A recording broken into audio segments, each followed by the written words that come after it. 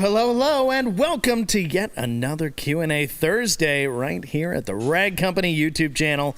We're happy to have you with us, and today, just like many other Q&As we've been doing recently, we got a live detail happening in the background while we answer your detailing-related questions. So, of course, I'm your host, Dane Anthony, and to my left here, Anthony Fisher. Dane, thanks for having me. I know I say that every single time, but you're really happy to be here. Truly means a lot to have me here, being able to sit next to you with some just amazing detailing features going on in the back, and I'm excited to answer some of these questions. Of course, and before we get to those, I do want to point out Josh Brodal, he knows a thing or two about detailing. He's the one who's going to be detailing this Tacoma, his Tacoma, behind us.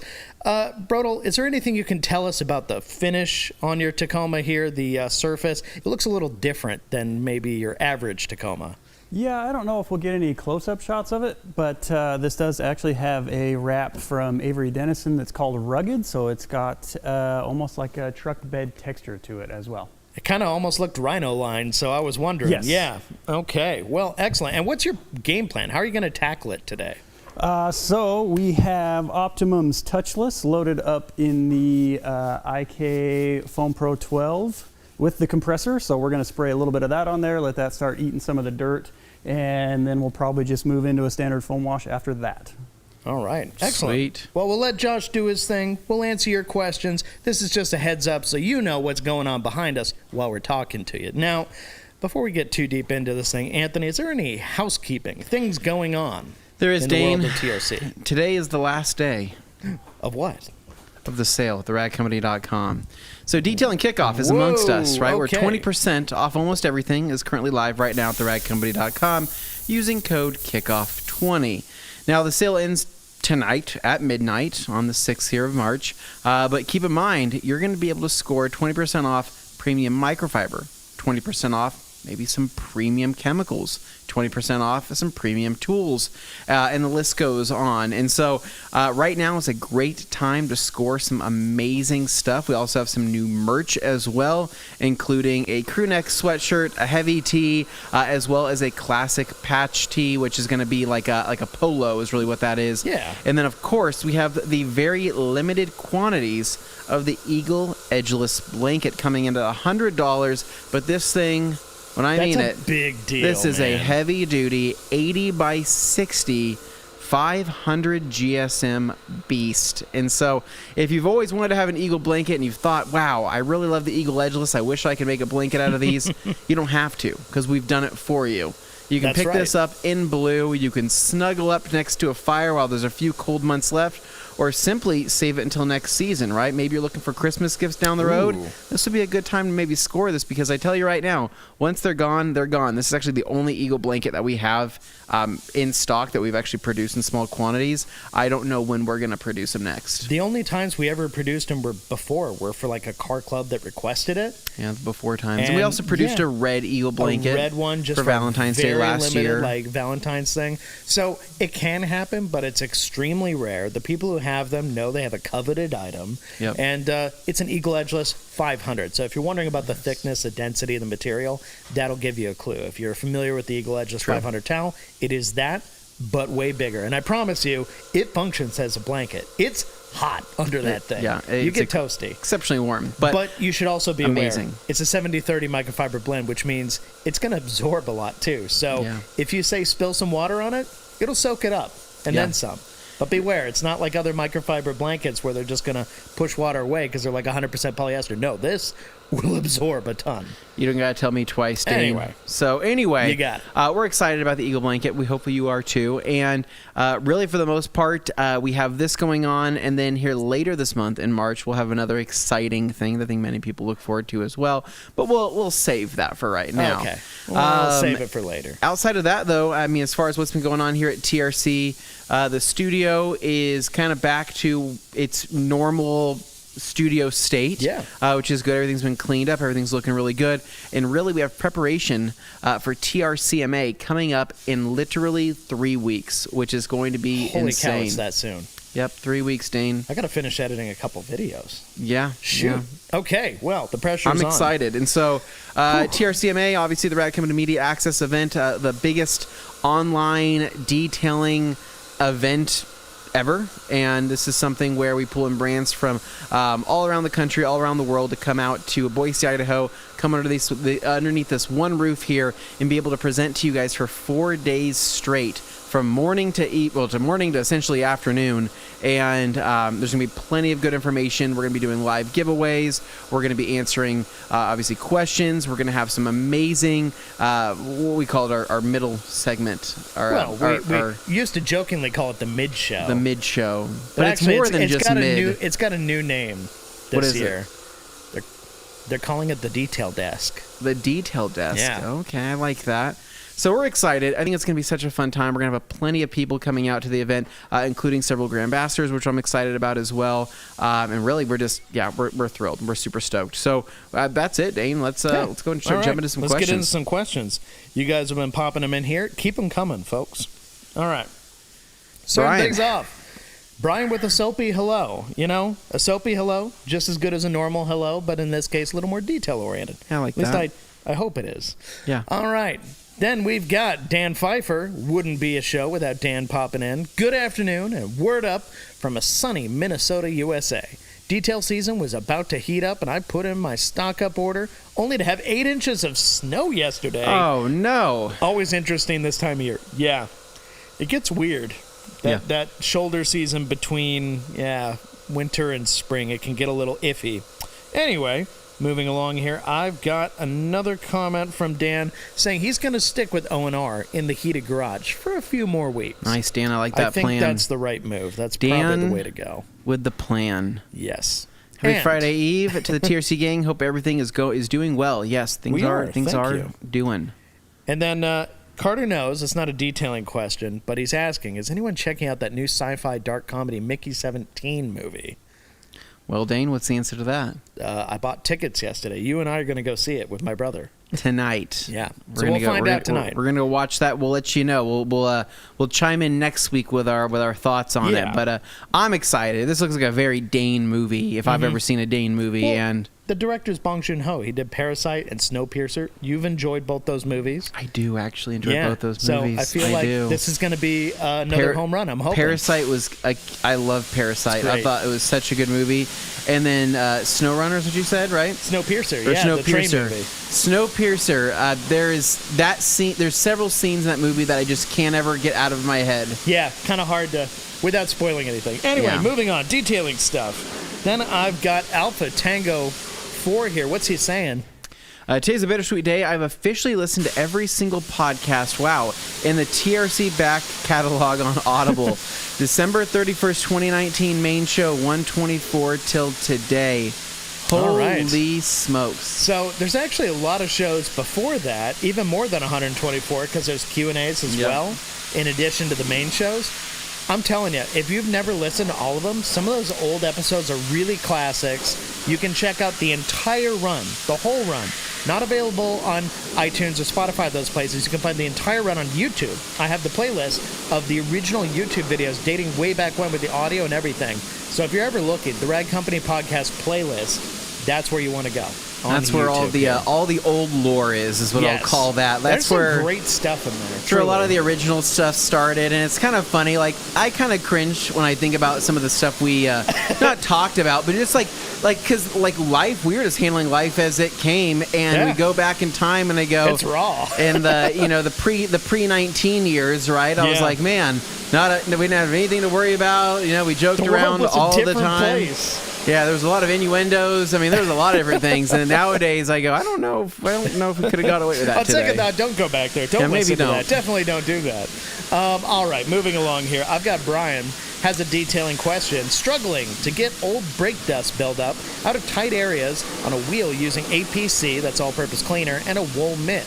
Will an iron remover help? Yeah, I would say, Brian, I mean, if you have intricate wheels, or if you're having some areas that just you're not able to get to those spots, that's where a product like Magic Wheel Cleaner really shines, because it kind of treats those areas as kind of like a touchless effect. A lot of iron removers will probably give you the same result, but Magic Wheel Cleaner, I don't know, man. There's something about it where it really deep cleans those nooks and crannies, and it's got really good cling. And I think that the cling is like half the battle, because when you start spraying most wheel cleaners that don't cling, A lot of them have runoff. A lot of them aren't dwelling on that area for long enough to really start dislodging that brake dust and grime. Whereas Magic Wheel Cleaner is kind of like a spider. It's like Spider-Man shooting a web and like sticks on you, right? Ooh, it's kind of the same thing with Magic Wheel Cleaner. It's going there, nowhere else. There. Just you know what I mean, Dane. Yeah, I got you. Yep. All right. Then we got Tamara Chase saying, hello, everyone. Welcome, Tamara. Good afternoon. Happy to have you here. Lucas has been in many times this morning. He's alive and well. He is alive and well, yep. Then I've got Hans Klosen, our friend from the Netherlands. Hello, Hans Klosen tell people. is becoming more and more famous through the Rag Company Europe. They're picking up on it. Have you not been seeing some of the posts from Rag Company Europe? I've seen a few, but what are you referring to? It's amazing. Towel guest giveaways, all sorts of stuff. I mean, Hans, the man with the dragon tattoo, right? Yeah. I think ideally, like, I want a towel guest giveaway featuring the dragon tattoo. Hans, is that something we can make happen? Maybe. Oh, there we go. Then I've got DIY with Kane.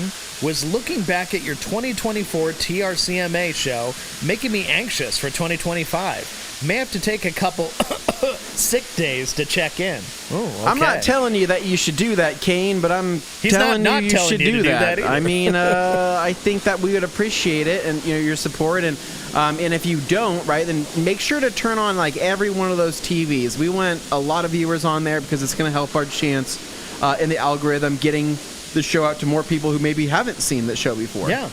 No, if you're not familiar and you wonder what is this TRCMA thing we're talking about, we have playlists. You can go back and check older shows. It goes back, this is the 5th year doing it, so there's quite a few to look back at. And there's a ton of fun stuff we've done for it. So, yeah, you should really go check it out. Big live show, tons of guests, and some really fun, unique things that you won't find anywhere else. Is it just me, Dane, or are we back to a really exposed angle in these chairs? I mean, a little bit. I proposed the tall chairs with the little dinner table setup. I thought that was nice, but other people thought it looked a little too, you're out on a date. So this is very relaxed, beach-type setting, but we're not really dressed for the beach. I cross my leg. That's my move. What could we possibly do to make it more of a beach-like setting? So I've been obviously watching a lot of the White Lotus, right? Yes. And I would like to bring those vibes to TRC. I'm pretty sure they'd kill us if we poured sand all over this floor. You bring enough dirty trucks in here, though, we might manage. You got a good point. I would love that. I would love some type of like sand play pit. Now, following up, DIY with Kane here says, UPS dropped off my Motorplast 5 minutes ago. What a time to be alive. Enjoy, Kane. Enjoy every moment of that application. People ask me what my favorite KCX product is. Motorplast. I love Motorplast. There's a lot of good KCX products. There's like a lot of incredible KCX products, and that's what you're picking. I like that. Okay. It's amazing.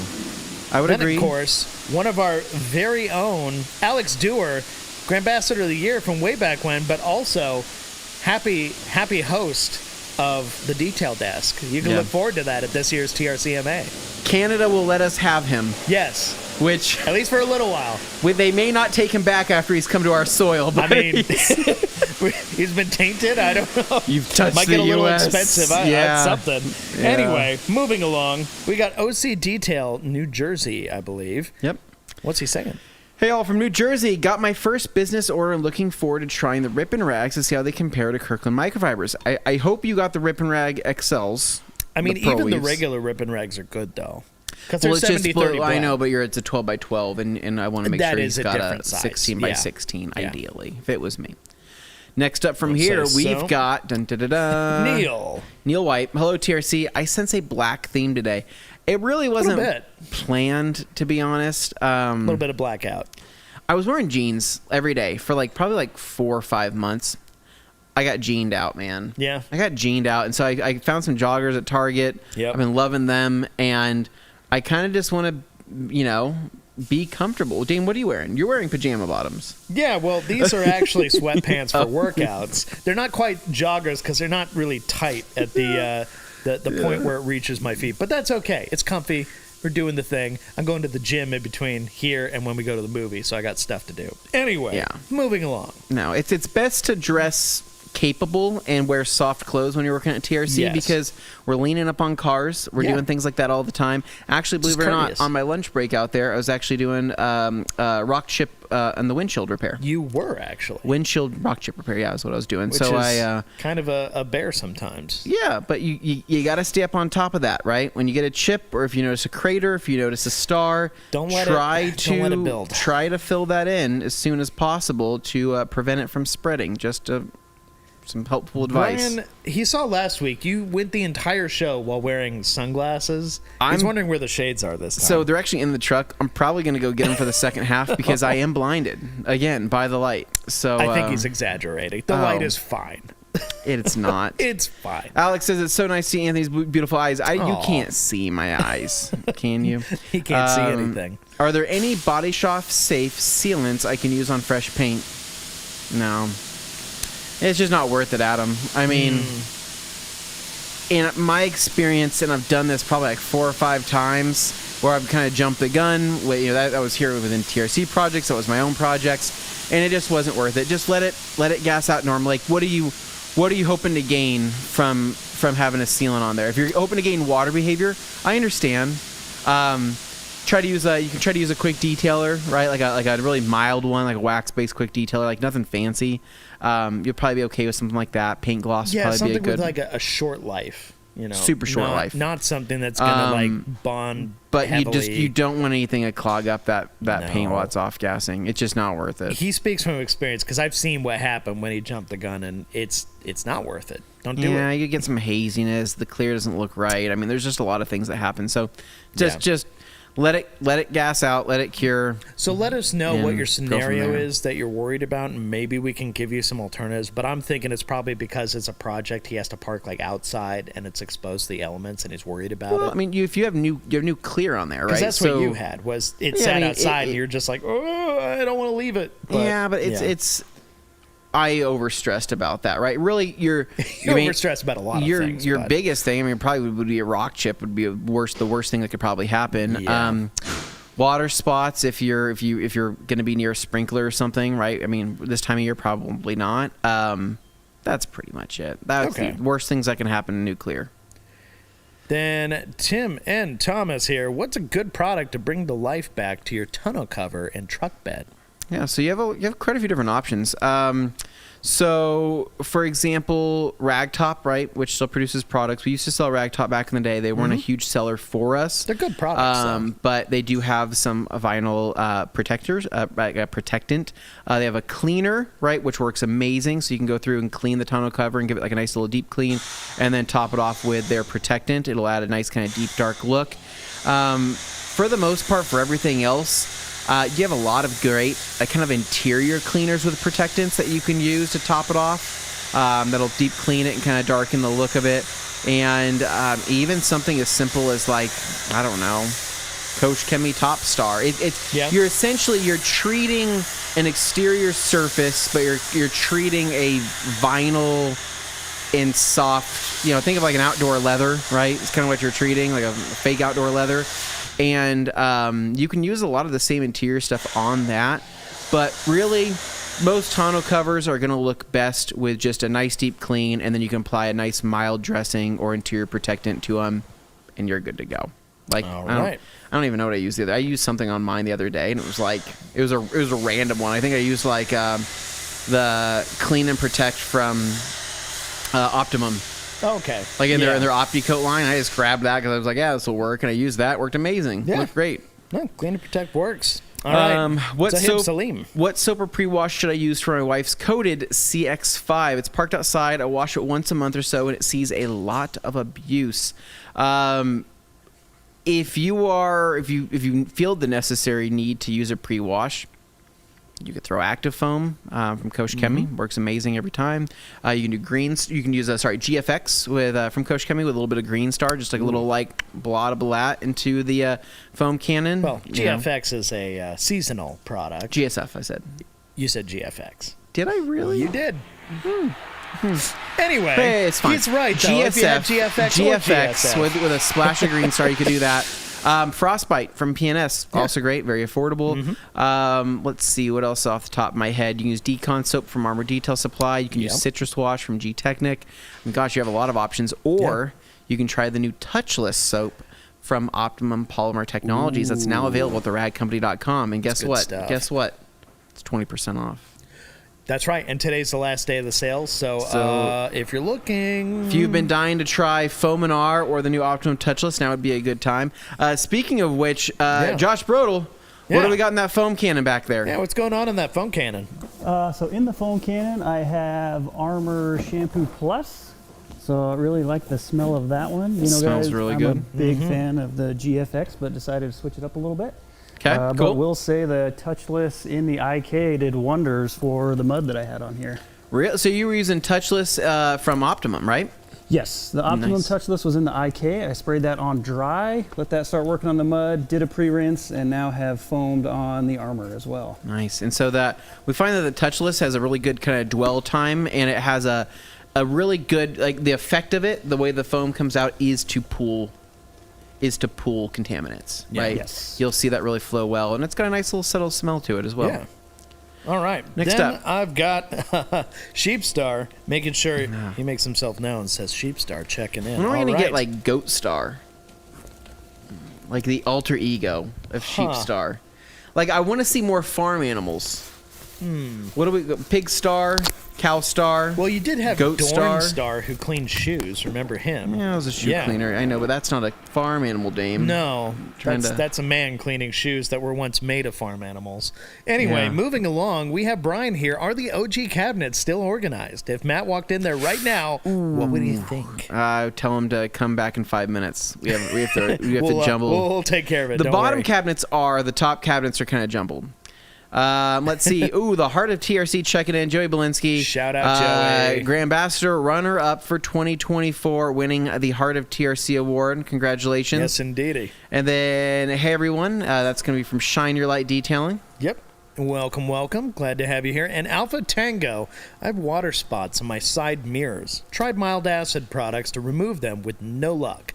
Should I try the Clarity Cream I just received with a soft microfiber towel? Don't know if they're plastic or glass.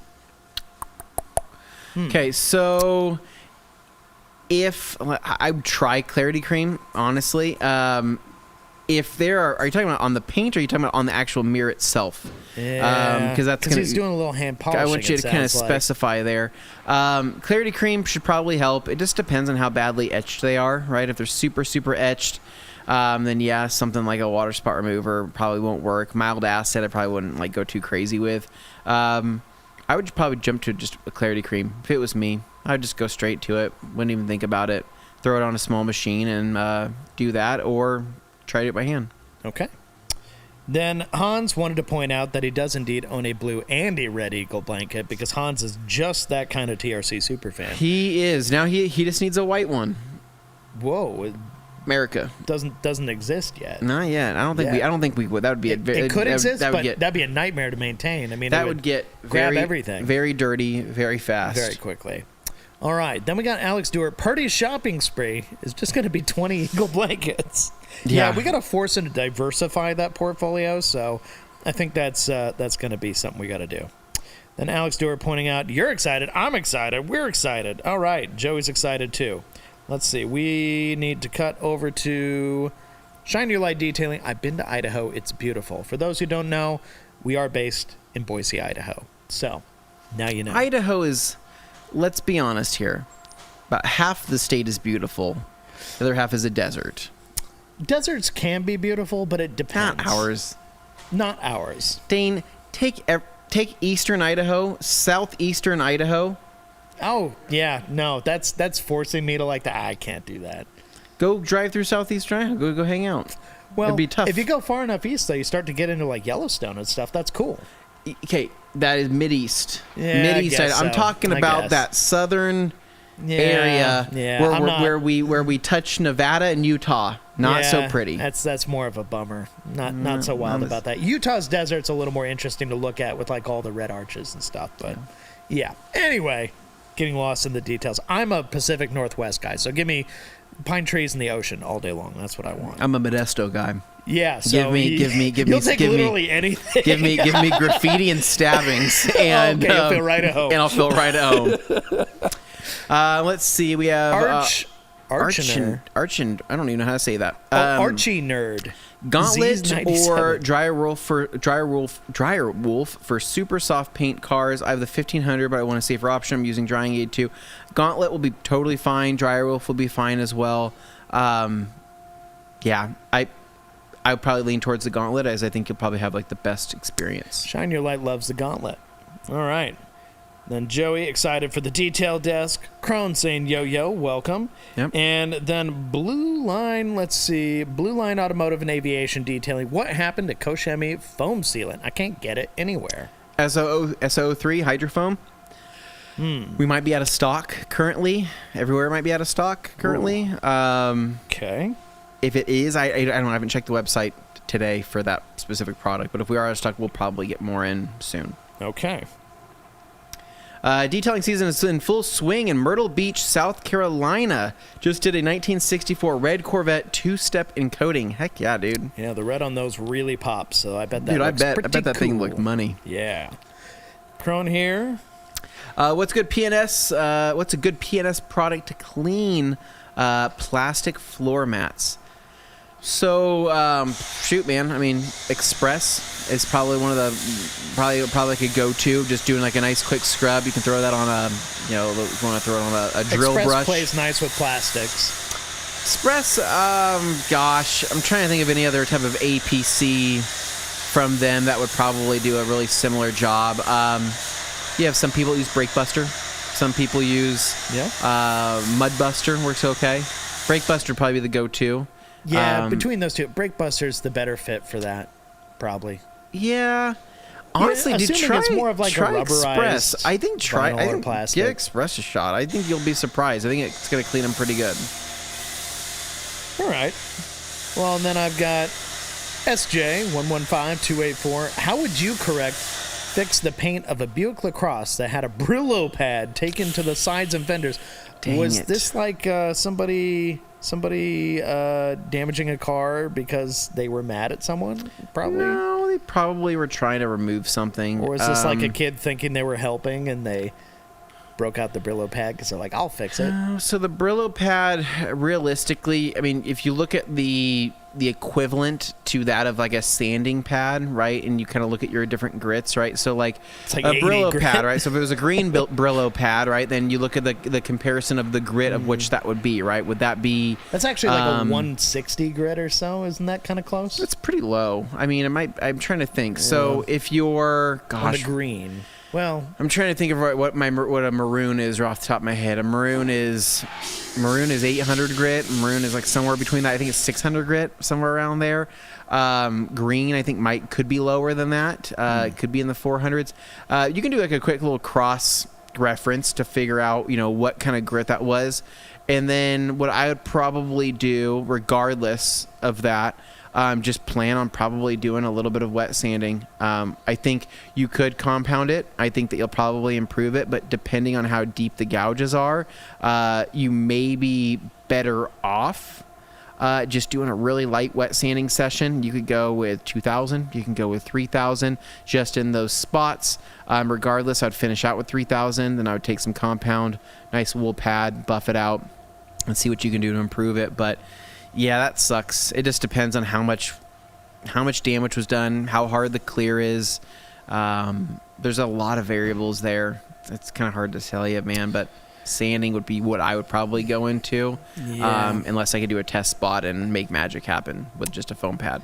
Yeah, no, it definitely sounds like it's going to require some level of sanding or compounding. All right, next up, we've got OC Detail New Jersey. What is an ideal solution / product and tool to clean a convertible top? Well, I'd say Ragtop would have had the ideal stuff for that, but you can use other products too. You can use a lot of different things, man. I like just a nice diluted APC. I can do Green Star 20-1. And I really like our Rag Company Ultra Utility Brush, right, the blue one, and with the wood handle. And you grab that. You can rinse the convertible top first. or you can spray on. What I'll typically do on more of a cloth top, I will pre-treat with Green Star 20-to-1, usually like in like a multi Pro 2 sprayer. I don't need the foam. I'll just spray product on there.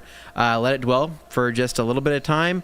Rinse all that out, and then I will from there respray that area. Grab my Ultra Utility brush and then begin the agitation. Right, go through, build up a nice frothy foam, get it all cleaned up. Those bristles are not going to damage the fibers of the convertible top.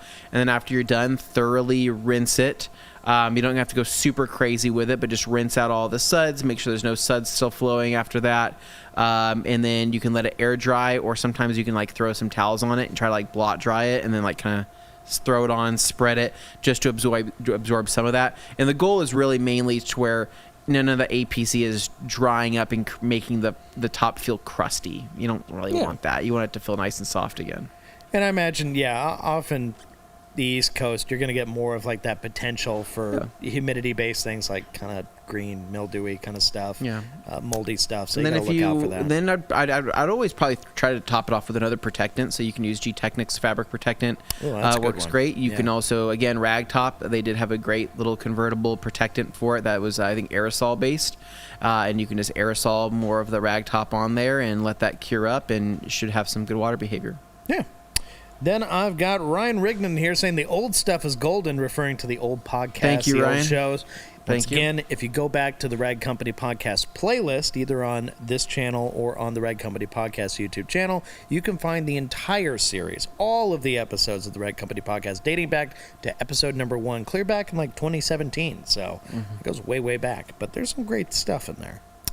Then I've got Jeff C. Hey guys, been a while, no detailing questions from me today, but I still wanted to check in. Life's been handing out some L's, but I'm still standing. Spend time with those you love, everyone. All right. Jeff C.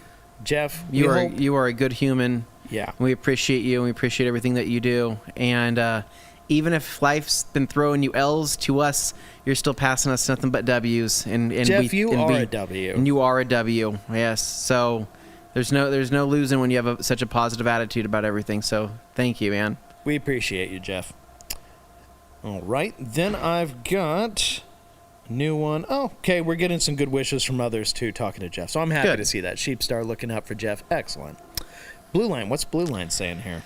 I think we need to do a start-to-finish YouTube video on polishing and coating glass and paint/trim, engine bay and tires, rims and dressings. Curious about the PNS all shine all? Is that self-leveling? Self-leveling? Shine all will self-level. If you want me to be honest, I think that full send in the PNS off-road line, that dressing does self-level better than Shine All. Shine All, you might get a couple of hot spots, but really it's Shine All is relatively diluted for ready-to-use use, and it's meant to be used on everything, interior, exterior. And so because of that, when using it as an exterior dressing, you're not going to get as much longevity as you would out of something like full send. So I'd try that first. No. Excellent points. Next up, I've got Frost here. Greetings, good people. In need of advice. Just got a fresh repaint of my Chevelle. Nice. Knowing I can't coat it for 90 days, but can wash it. Would Absolute RRW work in work a PH in traditional watch? Or work as a I'm not familiar with PH PHN as an acronym. I think he's just saying PH traditional watch. Oh, pH neutral. Okay. Yeah. Absolute's got a little bit of stuff in it to where, might add a little bit of slickness and it might add a little bit of something to it. I probably go with RRW to play it safe if it was me. Or just using, I would say just a nice plain soap is fine as well. Just use a nice pH neutral, nothing fancy soap, PNS Pearl, Koch Chemi GSF, things like that. I know it's tough, man. When you have a newly painted car and you want to keep it clean and all of that. O&R would be fine as well. I just Absolute leaves a little bit of something behind, and I just don't know because I've never done Absolute on a freshly painted car. I don't know if it would have any ill effect. So we know that O&R works in that scenario. O&R does work. No, I've used O&R plenty of times. I've literally taken cars that were painted Hours days before? No, days prior, before? right? 2 days prior that got covered in dust. Yep. And I was really worried about this rain that we were going to have that was upcoming. So I'm Yeah. like, shoot, man, I got to get this dust cleaned off. What's the best way to do this, right? And I've talked to plenty of paint and body guys, and they'll just say, just use water in a towel, just wipe it off. And I go, dude, that water in a towel is going to mar the crap out of this. And so I've used ONR 250 6-to-1. Just I do a nice little pre-spray, nothing crazy. Then just take a damp towel, go over it really quick. Take a dry towel. You can fill it with the tackiness of the paint. But outside of that, though, I've never had any ill effect from that. No, that sounds about right. Okay, on to page 2. Let's go. Blue Line Automotive and Aviation Detailing. What's he saying? Dane, you got to read this one. My voice is getting tired. All right. I just wanted to make sure I wasn't dominating it here. But is there any self-leveling tire dressing with acrylic curing properties like Adams Polish's all-purpose exterior dressing? It kind of dries dry. No, not that we have. And I don't think Not there's in anything with our acrylic in it. Honestly. But if you're happy with the Adams Polish's all-purpose exterior dressing, then go ahead and use that. I mean, certainly can. I'm kind of going over everything that we've got in my head, and I don't think we have anything that's exactly like that.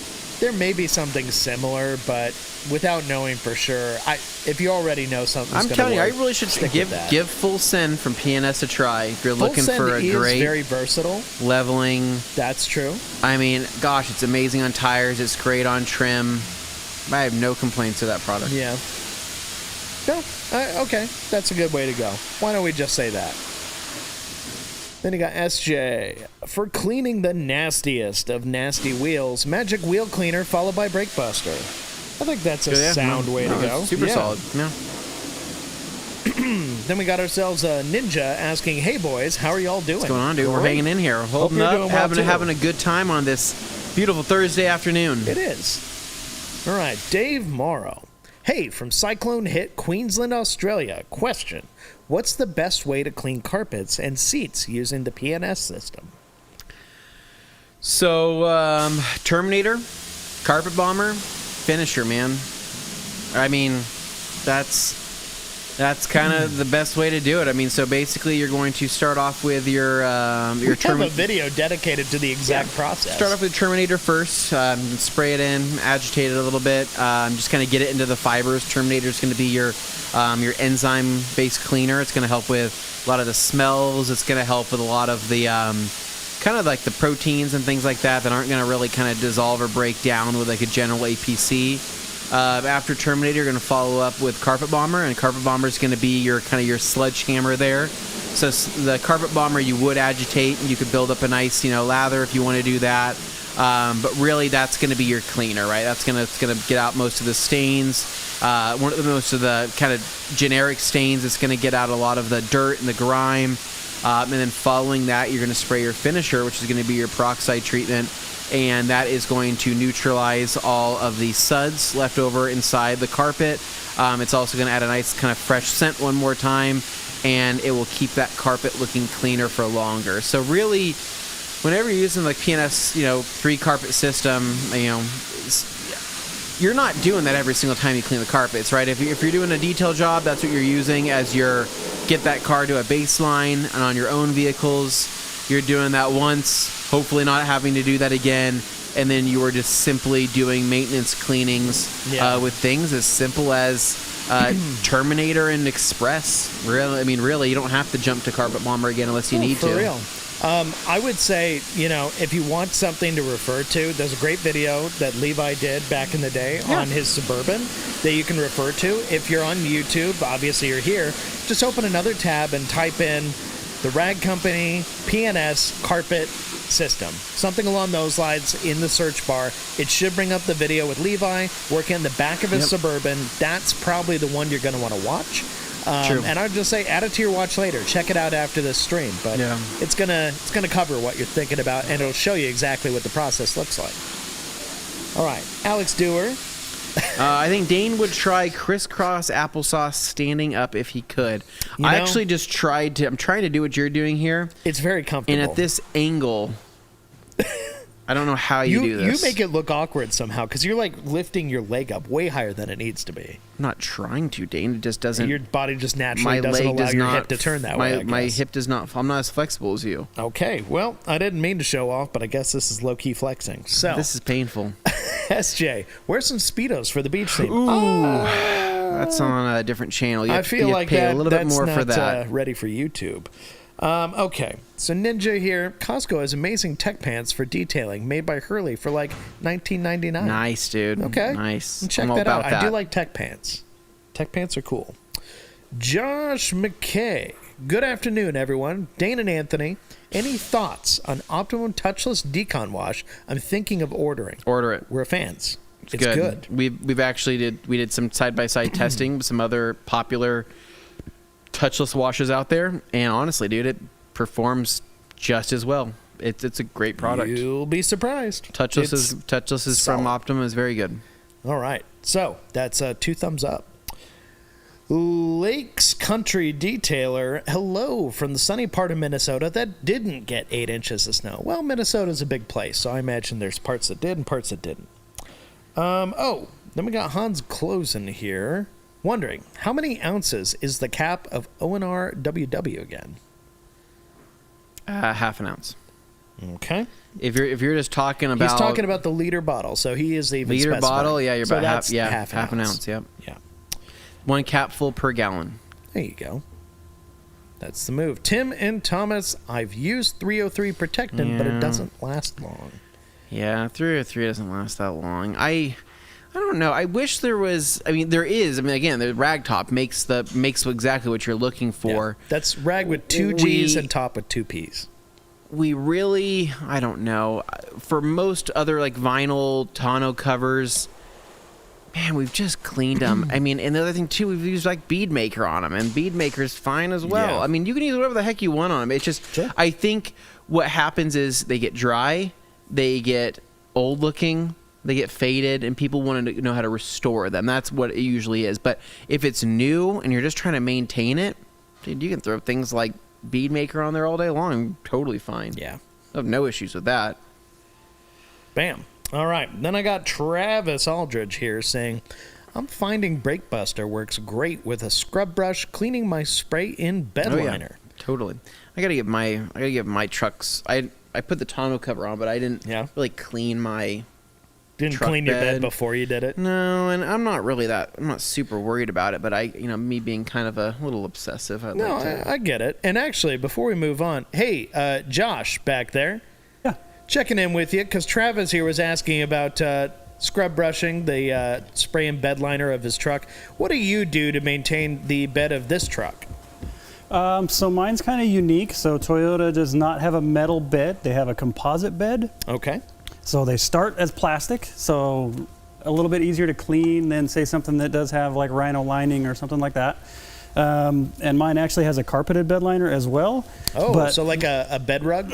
Yeah, yep, bed rug. And if I am ever going to clean or I have a detail with somebody that's got something that's got rhino lining or Pro X, I usually just use a tire brush. Or if it's really hammered, you can actually use a drill brush and just an APC. Okay. Well, thank you for that update. I just wanted to get some input from somebody who literally has a truck behind us. Right It's very behind us. important. So, Neil White. Anthony, my wife accidentally took some paint off the rear bumper. I tried to fix it with Dr. Color Chip. Should I just buy a new bumper? Well, if she accidentally took some paint off the rear bumper, this is sounding like a pretty substantial how much amount paint of are we paint. talking, Neil? Because Dr. Color Chip, I mean, it's for chips. If you're talking about a chunk, there's a difference between a chip and a chunk. Ask me. I know my cookies. I know, but Dane, so you remember my Honda CRZ? Yeah. That had chunks of paint missing out of it. Yeah. I fixed it, Dr. Color Chip. I mean, you did do some pretty good magic on that chunk that was taken out of my rear spoiler on my red Volvo wagon I had. Yeah. And you did that So, in the video we I did. want to apologize really quick. Neil, to answer your question, I don't think you should necessarily buy a new bumper. You could probably get it resprayed if you want to get it resprayed, if that's an easier way to do it and it just bothers you. If you think she's going to do it again, and I'm not trying to be mean here, but if you think that it's just going to happen again or soon, then leave it, touch it up, call it good, and then down the road, get a new one. I wouldn't stress about it. unless it's like a crazy amount of paint. I just saw he said 2 to 3 inches of paint. So that's like, a little bit of distance. How tall? If we're 2 to 3 inches wide, how? Is it like a strip, or is it a? What's the height of that bad boy? But no, I want to apologize because I watched our Dr. Color Chip video. I think it's a good video. I think it's very informative. I do think, however, my repairs on that car on camera, in my opinion, looked very underwhelming. You were very critical and I am saying that as the person that. who did the job. In person, I think the repairs looked pretty good. On camera, though, due to this Cree lighting that like literally hides nothing, it looked way worse on camera than it actually looked in person. And I hate to say that, but like naked eye on a sunny day, you wouldn't see it as much. We finished the job. Everybody came out and was like, "Wow, it's amazing!" These are really hidden. And I'm looking at the camera shots and I go, it looks like I barely did anything on that car. And you took your time. And I filled those things multiple times over, and I was still not super happy with the on-camera result. So with that said, I've had some amazing fixes of Dr. Color Chip. I mean, like some of them that I still can't believe to this day. I'm like, wow, and it's a permanent fix, right? They've held up for like years and years and years and years and years. Yeah. But I've had a couple that were a little bit underwhelming, and that one in that video, I think maybe due to the color of that paint, was slightly underwhelming. Some of that may have to do with the color of the paint in particular. Yeah. Weirdly, people would think a vibrant color, like a bright red or a blue or something like that, would stand out more when there's a defect. And yes, when there's a defect, you see it more. But on the corrected stuff, you notice it actually less on those big, bright, vibrant colors because you're just kind of drawn to the color. Whereas on this like beige that this was, your eye just naturally finds any imperfection because it's so plain looking.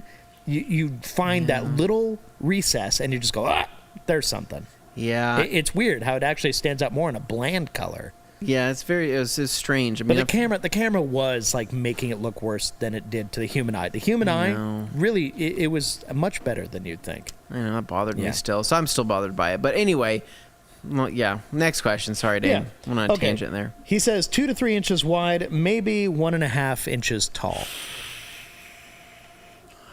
Yeah, that's a pretty good chunk. So if it's that bad, what I would, because that much area, it doesn't matter if you try to squeegee it, doesn't matter what you try to do. You have to basically do that in layers. So what I would probably do is, if you got the squeegee kit, cool. If you didn't, that's fine. I would probably try to squeegee some paint into that giant chunk and get yourself a nice kind of base starting point. Once you do that, I would start working in from one section, from left to right, top to bottom, whatever it is, and start applying a little bit more paint. You're going to need a ton of brushes.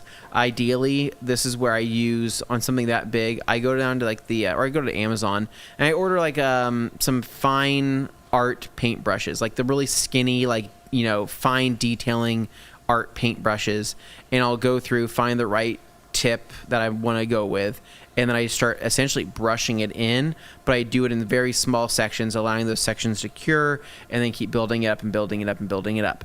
Once I've gotten it to where it's starting to look significantly better, I actually won't use the Seal-Act, their solvent. I won't use that at all on that whole area. I will just let the chip dry and cure naturally, and it'll have a little bit more of a sheen and blend a little bit better than if I were to use the Seal-Act, which would remove some of the paint off that top coat there. So okay. I know that's very specific, but hey, to the people it matters to, it's going to matter a lot. So Spencer here, tinting and coating a John Deere 9620RX, $3,500 for tint and $4,800 for coating. Spencer, when are you coming to help, Anthony? Spencer, sounds like you're eating a ribeye tonight, baby. Yeah, maybe even a tomahawk, right? Sounds like Spencer's going to be eating good. It sounds like his whole family's going out. Sounds like he's buying drinks for everybody. Yeah, Spencer, you let us know when you want us to come out, and we're gonna be on our way. Ideally, we don't want to be there for the work, but we want to be there for the after effect. Yeah, definitely. We'll be present as soon as you're done. We'll be there once you've gotten paid. Dinner's on you. So, for those who don't know, Spencer is our resident guy in tractor the audience detailer. who is an awesome tractor detailer, coating specialist, that kind of thing. So, if you're interested in like what goes on when protecting a giant farm implement or like construction equipment, Spencer's your guy. Yep. All right. Then we got OC Detail New Jersey saying, how do you feel about using Dawn in a foam cannon as a strip wash? You can do it. I mean, just because you can I don't think one to. application at Dawn is going to ruin your paint. I think it'll be fine. It's not nearly as pleasant to use as actual detailing products. But it's not pleasant. No. I think we were trying to do a video a while back, and I hate soap film. We threw Dawn into our pressure washer, and we were into our foam cannon. We foamed the walls. Yeah. We cleaned the white walls back here with some Dawn and a pressure washer cannon. But it actually does okay. I don't know. Alpha Tango here. Will we be chasing a little green man sack this year, asking for a friend? Oh my. Well, technically, the sack will be purple this year. I will leave it at that. Okay, all right. We're having a little bit of a wonky twist on things. He's not wrong. There's a twist, all right. I've said too much. Yeah, no. The clue is right there. All right. Guion Prep or CarPro or Racer, which one is best before PPF? Before PPF? I don't know, man. I couldn't tell you. Don't know. Well, between the how would two, you prepare between PPF? I don't think it's going to matter. PPF? If you're taking it to get PPF done, like they're going to go do the PPF job for you, they are going to spray a bunch of crap on that hood, true. and they are going to wipe it down with a bunch of stuff that you won't even know. If you're not the one installing the PPF, just understand whoever you take it to is going to do their own thing to it. Yeah, if you're doing your own PPF, I don't know. I don't think if you were doing your own PPF, you'd probably use either of those. I think you would probably use your IPA mix or whatever it is, and then you use your slip solution and your tack solution. You probably wouldn't even think about those two things. I don't know. There we go. I think that's the right answer. And then Shoopstar points out he also owns the name Wolfstar. Oh, nice. So that's pretty cool. Nice. Okay. Because sheep and the wolf, it's a little bit it's pretty cool. Yeah. I want to see something more lovable, more whimsical. Well, inside every detailer, there are two wolves. Oh. All right, Naima Lang. I've been using Brake Buster and then foam on Koshemi Active Foam to clean my tires, and it does wonders on the wheels. All right. Brake Buster and then foam on Cool. Yeah. No notes. Yeah. You're having a good time. All right. Then Anna Longfield here to pop in and say, "Sup, everyone. I just got out of my meeting." We're Anna, happy what's to have going you, on? Anna. Glad you're getting things done, Anna. Yeah. Glad you're taking business seriously. Mm-hmm. Where doers get more done. That's Home right. Depot. Mark Rangel says, how to fix my bro-in-law's Tacoma's clear coat on roof, really faded and sounds like sandpaper. Well, if it's failed, it's failed. Yeah, I mean, there's a fine line. Once you cross that threshold, it's time for a re-clear or a full-on repaint. I can't really give you an answer, man. I would have to see it. Well, and the other thing too, right? Especially on I know people get on my case about pronunciation. Roof panel. In addition to clear failure, you're also looking potentially, if you have like a pretty pigmented, like vibrant color or something, you're going to get like sun fade going on with that. So the paint won't exactly match up with the other, paint. It'll look a little lighter, a little sun bleached, potentially, if it's lost its UV protection. So if you get it re-cleared, you really should just repaint that too. That's the thing, is if you're ever planning on like reselling that thing, someone's going to be interested to know it actually looks right. But how to fix. Yeah, that's just it. You probably need to actually just repaint, re-clear that section. But if you could tell us a little bit more about the situation, like how old the truck is, what kind of conditions it spends time in, we might be able to help you a little bit more. All right, then I got Details Official saying, "What's up, guys? Nice to have you guys here. Welcome."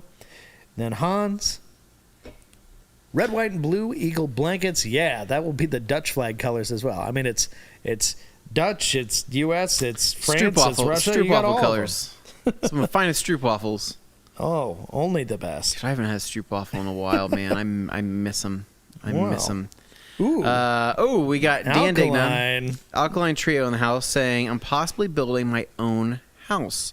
If you guys were looking at a 4-car garage, 1,600 square foot house, what would you have in it? I love that it's a 1,600 square foot house, but it has a 4-car garage. Oh, That's man. awesome. What would I have in it? Like, what would I have in the garage or what would I have in the house? What's he asking there? He might be asking.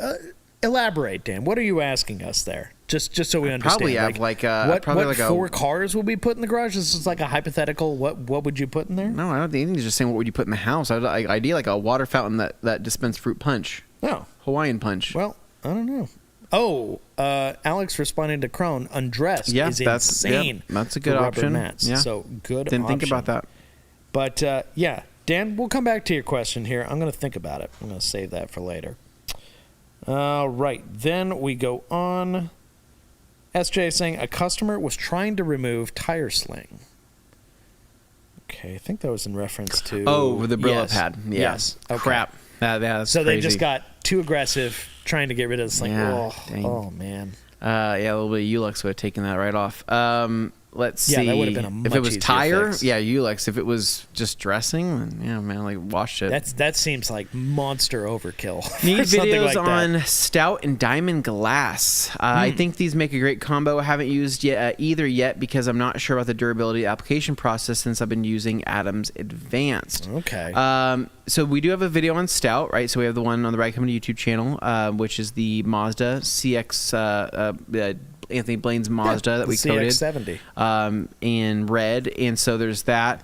But we haven't really made a combo of the two. We have, because I just reviewed it with Seabass. Coming out next week, we have a follow-up video on stout that was on your 4Runner. Yeah, so it's like a follow-up you can look wash. forward to seeing what it looks like after like 5-6 months of time spent. So not being washed for 5 of those months. Yeah, so pretty crazy. It's a good example of what you can expect from stout, at least so far. Agreed, Dane. All right, then next up, I've got Ragnar Rules.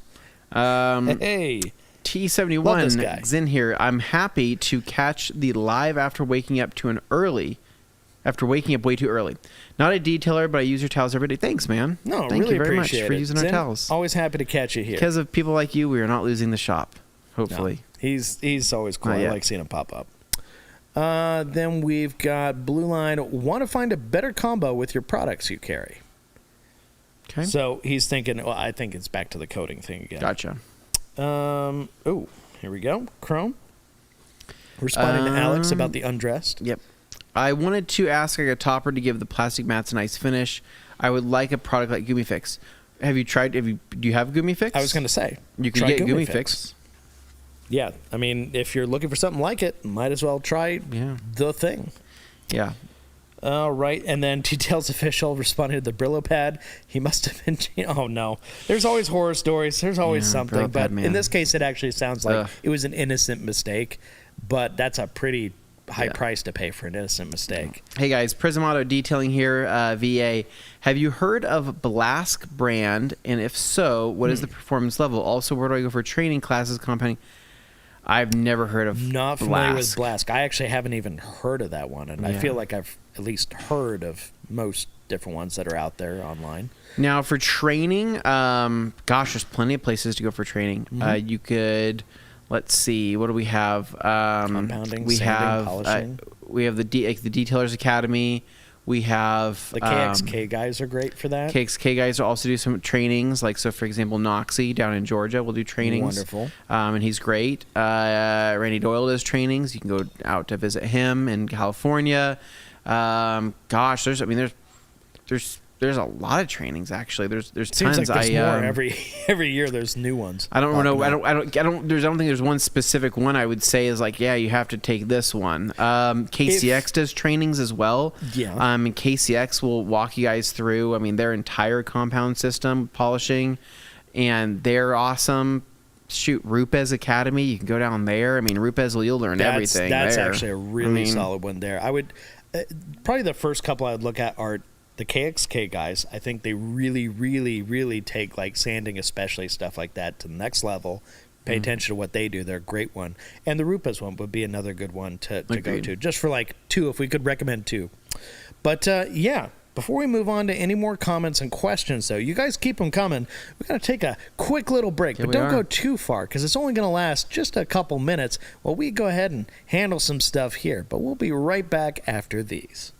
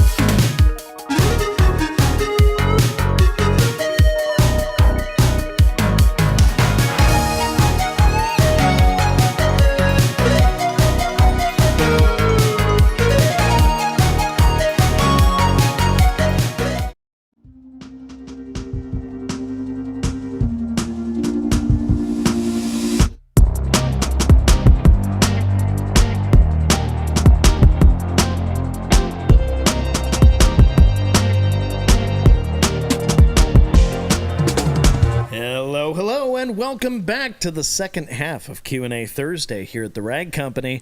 I'm your host, Dane Hennon. To my left, Anthony Fisher. Dane, thanks for having me. Glad to be here. Absolutely. Ready for the second half of Q&A Thursday where, can we make things weird for the second half? You're allowed to make things weird. It's the second half. The audience that's going to be here is here, and, they tend to be the looser crowd, just a little more fun, a little less uptight. Everybody's having a good time now. Yeah, we're good. And by the way, we've got Josh Brodal back there working on his own Toyota Tacoma. Truck's looking real solid now, Josh. Yeah. You want to just remind people what you've done to it today? So it did have quite a bit of mud on it. So what I used was the Optimum Touchless. Mixed that up in the IK foamer, sprayed that on dry. Then did a quick rinse to try and get the majority of that mud off, and then went into Armor Detail Supply Shampoo Plus, foamed that on, and did a contact wash. Very nice. Yeah, because we had some folks asking. All right. Very nice. Well, thank you for being the guy detailing in the background, Brodal. You've been doing a great job, and the truck looks excellent. Not too shabby. And, that brings us back to our comments and questions. But before we read off Anna's question here, Anthony, please remind the folks at home what's going on at the Rag Company website. Well, right now it's detailing kickoff, meaning that this is our annual sale where we're kicking off detailing season here in March with 20% off almost everything at theragcompany.com. What's special about today, though? Well, today's the last day, Dane. Yeah. There is 8 hours left of this sale. Once the sale ends, that means the sale ends. We're not turning it back on. Nope. It's not coming on tomorrow. Nope. We're not switching to a buy one, get one 50% off. Nothing like that. It's 20% off, and that's what it is. So right now, you'll be able to save 20% off on premium microfiber.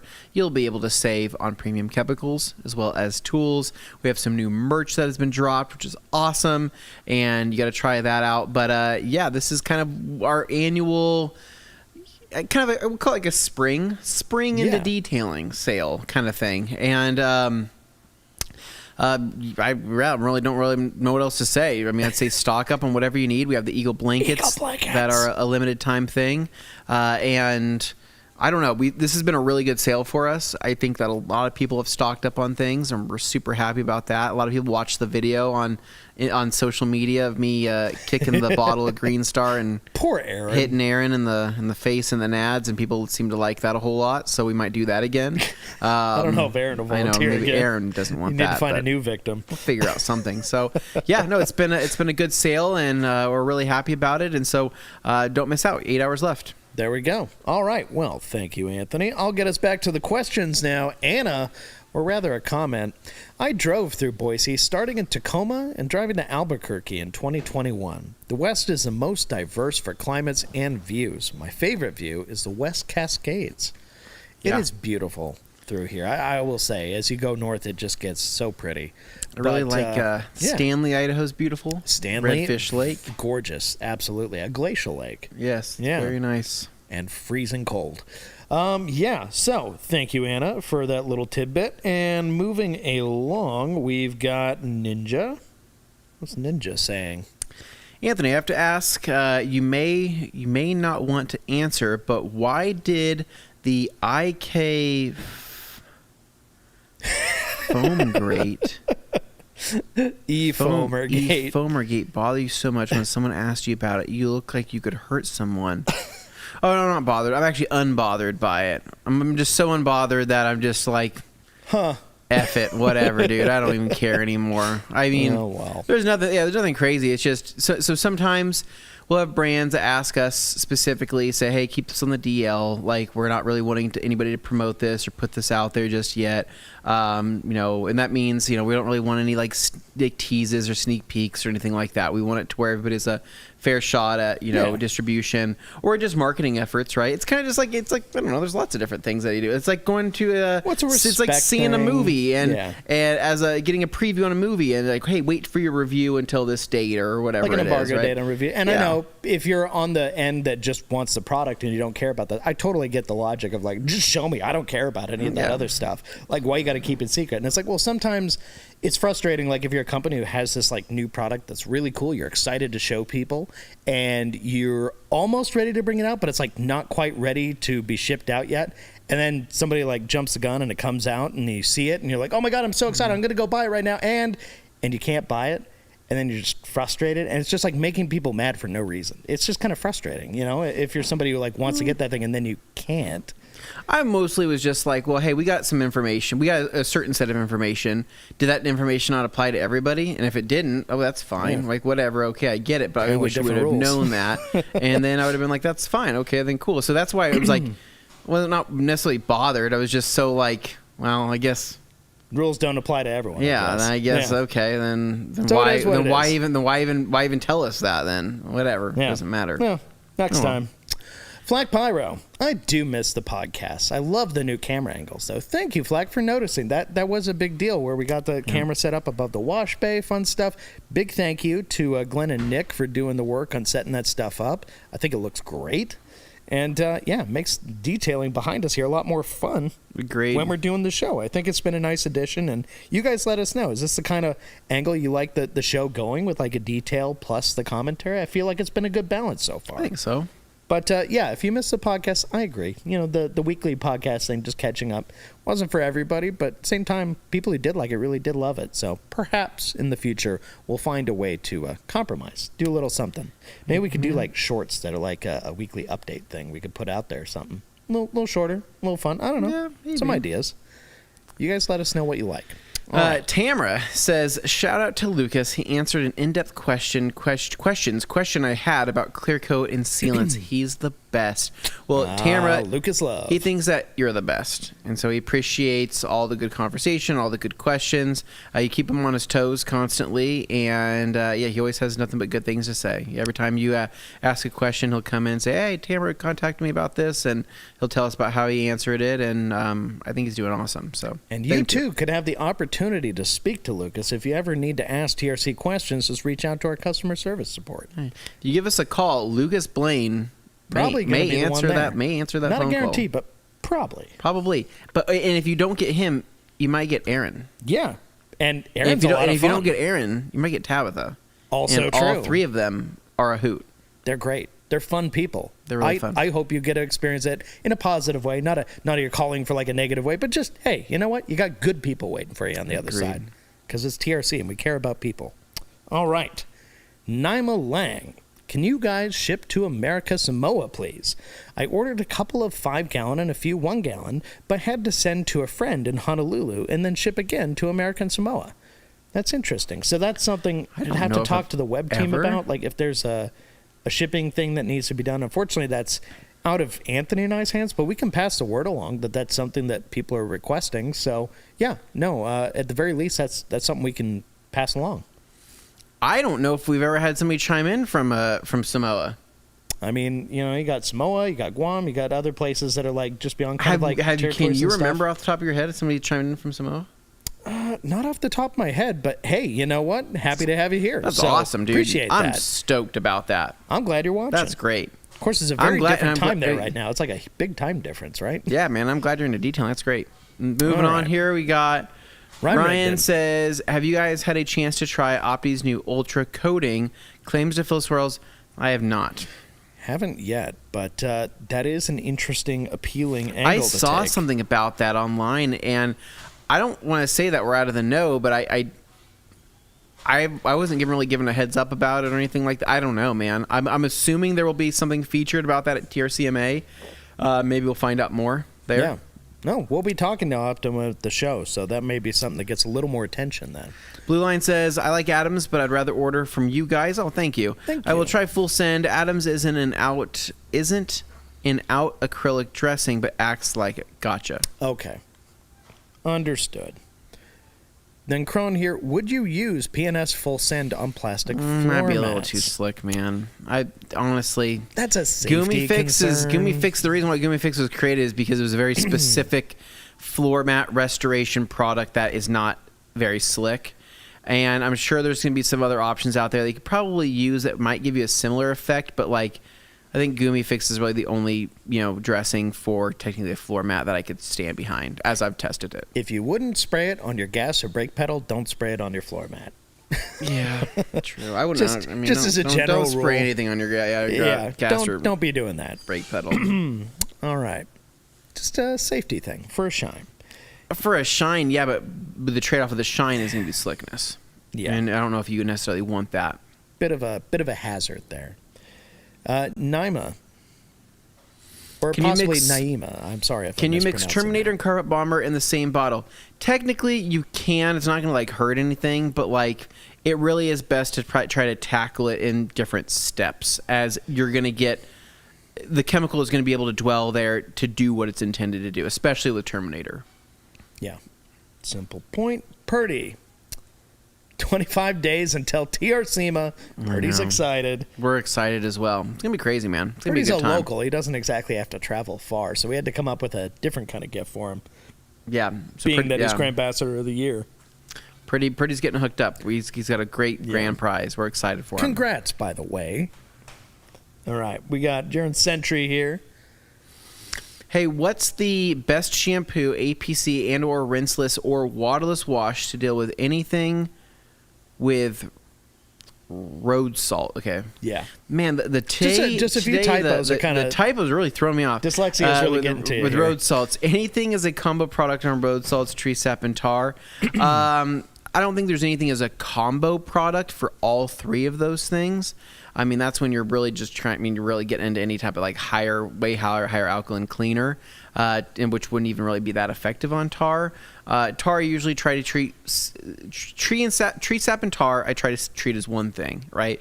Salts you can treat as a separate thing. Salt's pretty easy in terms of you have a lot of different options there that are going to be able to hopefully neutralize some of that. Whether it's an APC, you use Green Star from Koch Chemie. You can use a mix of different stuff in a foamer that you could spray on the undercarriage to try to neutralize that. It could be a soap, could be a soap mixed with an APC, could be a pure APC.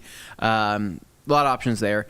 But then tree sap and tar, that's where I'm usually going to be going with something that's just solvent based.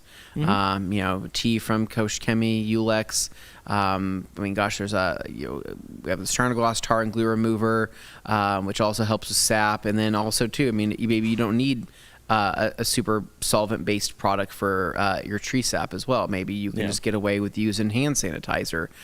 Maybe you can That's grab. been known to work pretty well. Well, hand sanitizer and a makeup pad. You throw that on the tar, throw that on the tree sap. Let that soften it up and pick it off. Yeah, don't just immediately try and knock it away. Give it a second to work. Really.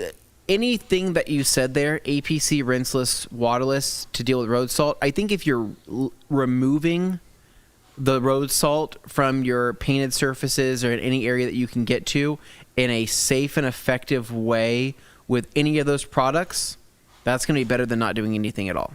Yeah. So that's hopefully what I like you're this looking next for. question here from Blue Line. I bought some PNS Pearl from you guys and used it today. Shouldn't be saying this, but why is it so cheap compared to so many less effective car soaps? Dude, Pearl's always been super affordable. It's always been Pearl's been inexpensive. the most affordable shampoo since we started bringing on PNS. I can see there's a logic to it where they're bigger company than you think they are. They've been supplying car wash chemicals for ages. Like, why are we bringing treats out here? What's thanks, this, man? What's going on here? Oh, okay. Dane's got his protein. Okay, thank you. He's got his Takis. All right.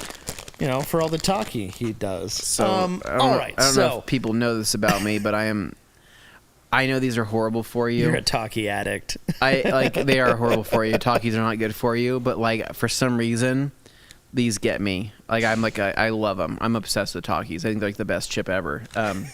My mouth's watering right now. So to answer your question, off the top of my head, I couldn't tell you exactly, but I do know that in the case of PNS, they've been making car wash chemicals for like other large volume, like super bulk, like kinds of chemicals for ages. And Pearl, like what they learned about making car wash soaps has been turned into Pearl over time, and that's where Pearl kind of stems from. But they had a lot of practice beforehand. They've been making such a large volume. I have to imagine it really is a volume play at that point. It helps make it inexpensive because a lot of the other places you get stuff from, even if they may be a decent sized company and stuff, I really doubt in a lot of cases they're producing as much of a given chemical as there is of Pearl. Yeah, I don't know. I don't know what think it's just a volume the play. answer is. I mean, I know that there's some of the soaps they make that are just significantly more expensive in the PNS line just because of the raws. I know those specific raws for those chemicals are more expensive. Yeah.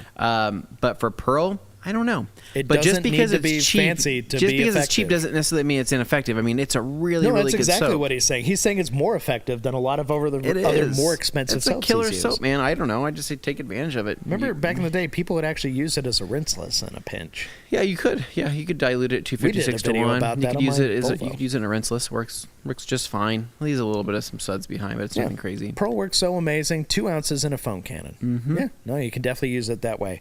It's going to be like a pretty slick kind of feel when you're using it. That's Neil White talking about the size of the damage to his paint. Then Blue Line here. Would you say Brake Buster as a pre-wash is as effective as all these more expensive pre-wash soaps on the market now? Not necessarily. No, I don't know. It depends. Probably do something. I think that Brake Buster, you wouldn't want that to dry. You wouldn't want that to, I wouldn't use Brake Buster in direct sunlight on your vehicle's paintwork. I don't think that it would necessarily like damage anything, right? But in the case that, let's just say, the paint or the protection on the car didn't like it, you might have, I don't know, some discrepancies in the way the chemicals set on there. I don't. It's not meant to be used like a soap in that way. And And I'm also, not it's a trying high to- alkaline product. So Yeah. that's another thing to bear in mind, too. I'm not saying that it's like caustic or anything. I just that when you start getting into wheel cleaners on certain paints, like Magic Wheel Cleaner, we used that on paint before we had RRR, and that always worked well. But we wouldn't ever let it dry or let it sit for too long. Yeah. Brake Buster, I think could work well because Mud Buster we'll use, and Mud Buster is a different formulation than Brake Buster, but Mud Buster was designed to be able to be used on paint. Brake Buster, while yes, it's safe on painted wheels and all of that, that's just not something we've ever just gone crazy with on the lowers of a vehicle or anything like that. I don't know why. I'd sooner use it to clean off shoes than on a painted surface on a car. And actually, it works pretty good as a shoe cleaner, just for fun. I don't know. That's a good question for PNS. I guess, like, what would be the downside of using Brake Buster on paint ultimately over using a higher pH pre-wash? What are the drawbacks, I should say? Like, is there any risk involved there, and what is the risk that's involved there in comparison to something like Mud Buster, which we have used on paintwork all the time, and we've never had any ill effects? Is it the same situation? But those two are chemically different. They are chemically different. They're not the same. It's just because it's Buster in the name, it's not the same thing. But that was designed for mudding off-road vehicles, plastics, paint, everything. Brake Buster was really designed for wheels and tires, specifically rubber cleaning. Because, like, I know that I don't know if Brake Buster has like caustic soda in it, but you could have a little bit. I don't know for sure. I'd probably have to ask Dave. But, like, I don't know if that's like 100% safe on paint for long-term use, if that's going to break down anything that it shouldn't. Yeah. These are That's a good question for Dave, though. Just out of that is a curiosity. really good question. I don't know. Yeah. Otherwise, I'm looking to probably use like Active or Super Foam or something for something that's like super nasty, and I want a nice smell. Next up, we've got Jaron Sentry. Since I'm just starting, have yet to sell my services. Where am I going wrong in, VA. All right. Virginia. What's the best starting price I should target until I'm as sharp as you guys, Pan and Detail Geek?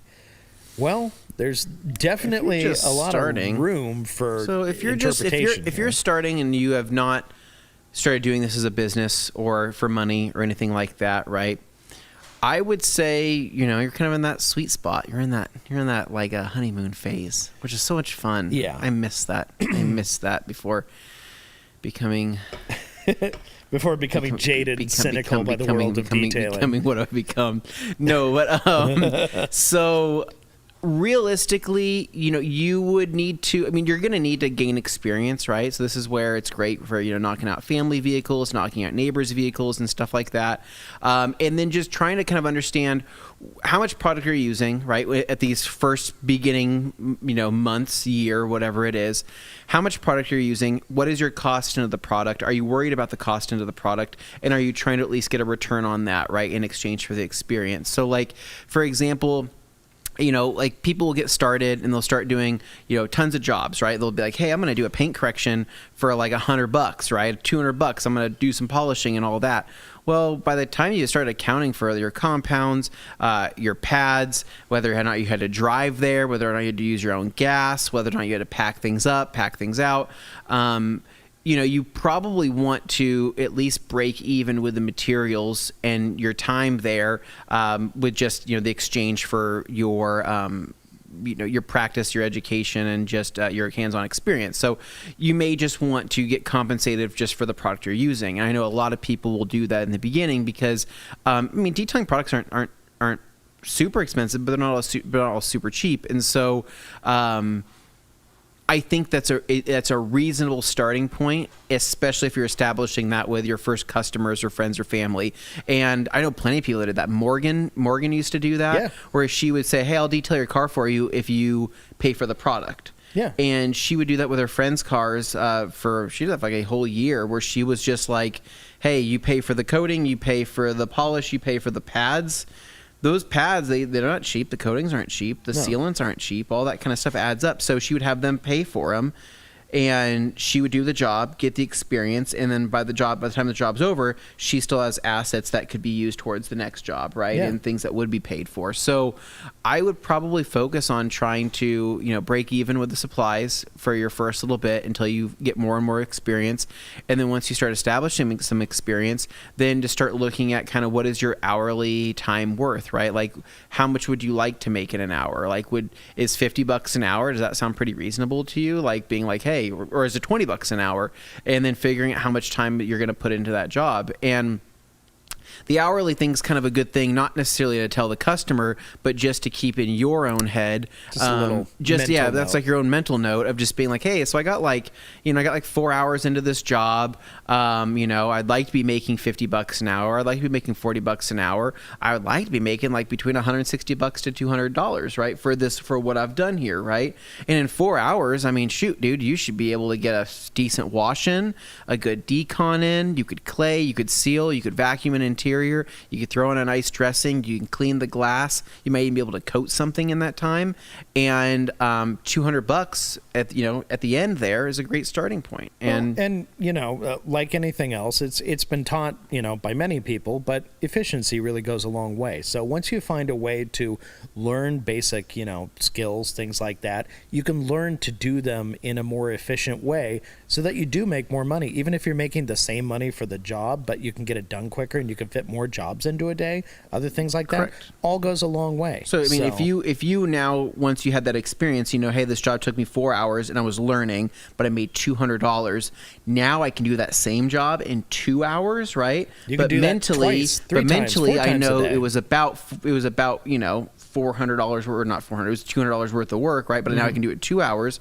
Now you're still charging them $200, but now you got it done in 2 hours, right? And now you have time to clean up. You have time to clean up your space. You have time to travel, and you're working that into the pricing as well. No, I mean, efficiency is the greatest hack for finding a way to increase what you make on each job. But I would say, that's a great question. There's a lot of good startup detailing groups on Facebook that you can join, and they'll all give you insight. I mean, you'll get a lot of opinions, dude. That's like a pretty big question there. There's also just some great podcasts out there that kind of cover that base pricing, getting started. Getting new into detailing, you're starting in a new area, how are you acquiring, leads, how are you acquiring customers. There's plenty of good information out there through podcasts, YouTube videos, and I just search it, man. Yeah, there we go. Then I got Ragnar Rules. PSA, streak-free glass panels is all in the towel. Now, there's definitely a difference. As long as you're using a decent to good glass cleaner, something that's not going to be, messy to begin with, you can do a good job, but it really will come down to the towel as far as like each pass being streak free or not. I mean, if you're gonna pick one towel to use on windows and you want that perfect blend of glides but also gets as much as possible off the surface at the same time, FTWs are where it's at. They're amazing towels. Yeah, they're a little pricier than some of the other ones that are out there, but you use those, you're not going to regret it, ever. I've never met somebody who regretted buying FTWs, no matter how many they got. No, you're right, Dane. All right, next up, we actually got pushed back a couple pages. Things must have gotten really lively in the last little bit here. Blue Line saying, would you... Oh, wait, we already did that, didn't we? Moving up the line. Neil White... Just to clarify, I'm a perfectionist, but you can't see it unless you really look for it. Neil White, are you more of a perfectionist than I am? If you are... He's talking about that bumper damage. If you are, that's great, but I don't know. I need send me a picture of it. Also, it's a Honda, which is why I'm asking Anthony. He's a Honda bro like me. He's a Honda bro like you. Yeah, I don't think it would matter what car it is, but I don't know. Send me a picture. I'll tell you, or do the job and send me a picture of it, and I'll tell you if it looks like crap. I'll be honest with you. Ron says Neil White. When 99% of the people wouldn't notice, but you do. Yeah, it's true. Yep. Blessing and a curse. Back. Then we have a bunch of people commenting on your wonky comment. Skip right past that. They're asking Crown Royal, purple sack. What? Ooh. Tristan Coda says, in your detailing process, washing, decon, polishing, interior, etc., where would you fit in the convertible top waterproofing with G-Technic Smart Fabric? So the waterproofing it would probably be... okay, so you can do this in a couple of different spots here. So... I would probably want the interior finished because I'd have the roof back up. I'd have the top back up. I would need the top to be dry. So you need the top to be like bone dry before doing the application of Smart Fabric. And you could do this. How do I say this? Okay.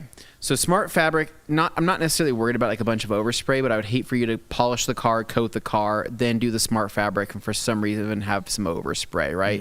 So what you could probably, and vice versa, I also wouldn't want you compounding and polishing the car and somehow getting some sling or dust back onto the freshly coated panel. So I would say G-Technic Smart Fabric would go after the polishing, so the paint is now polished and ready to be coated, and I would do it right then and there. Probably do Smart Fabric, do the application.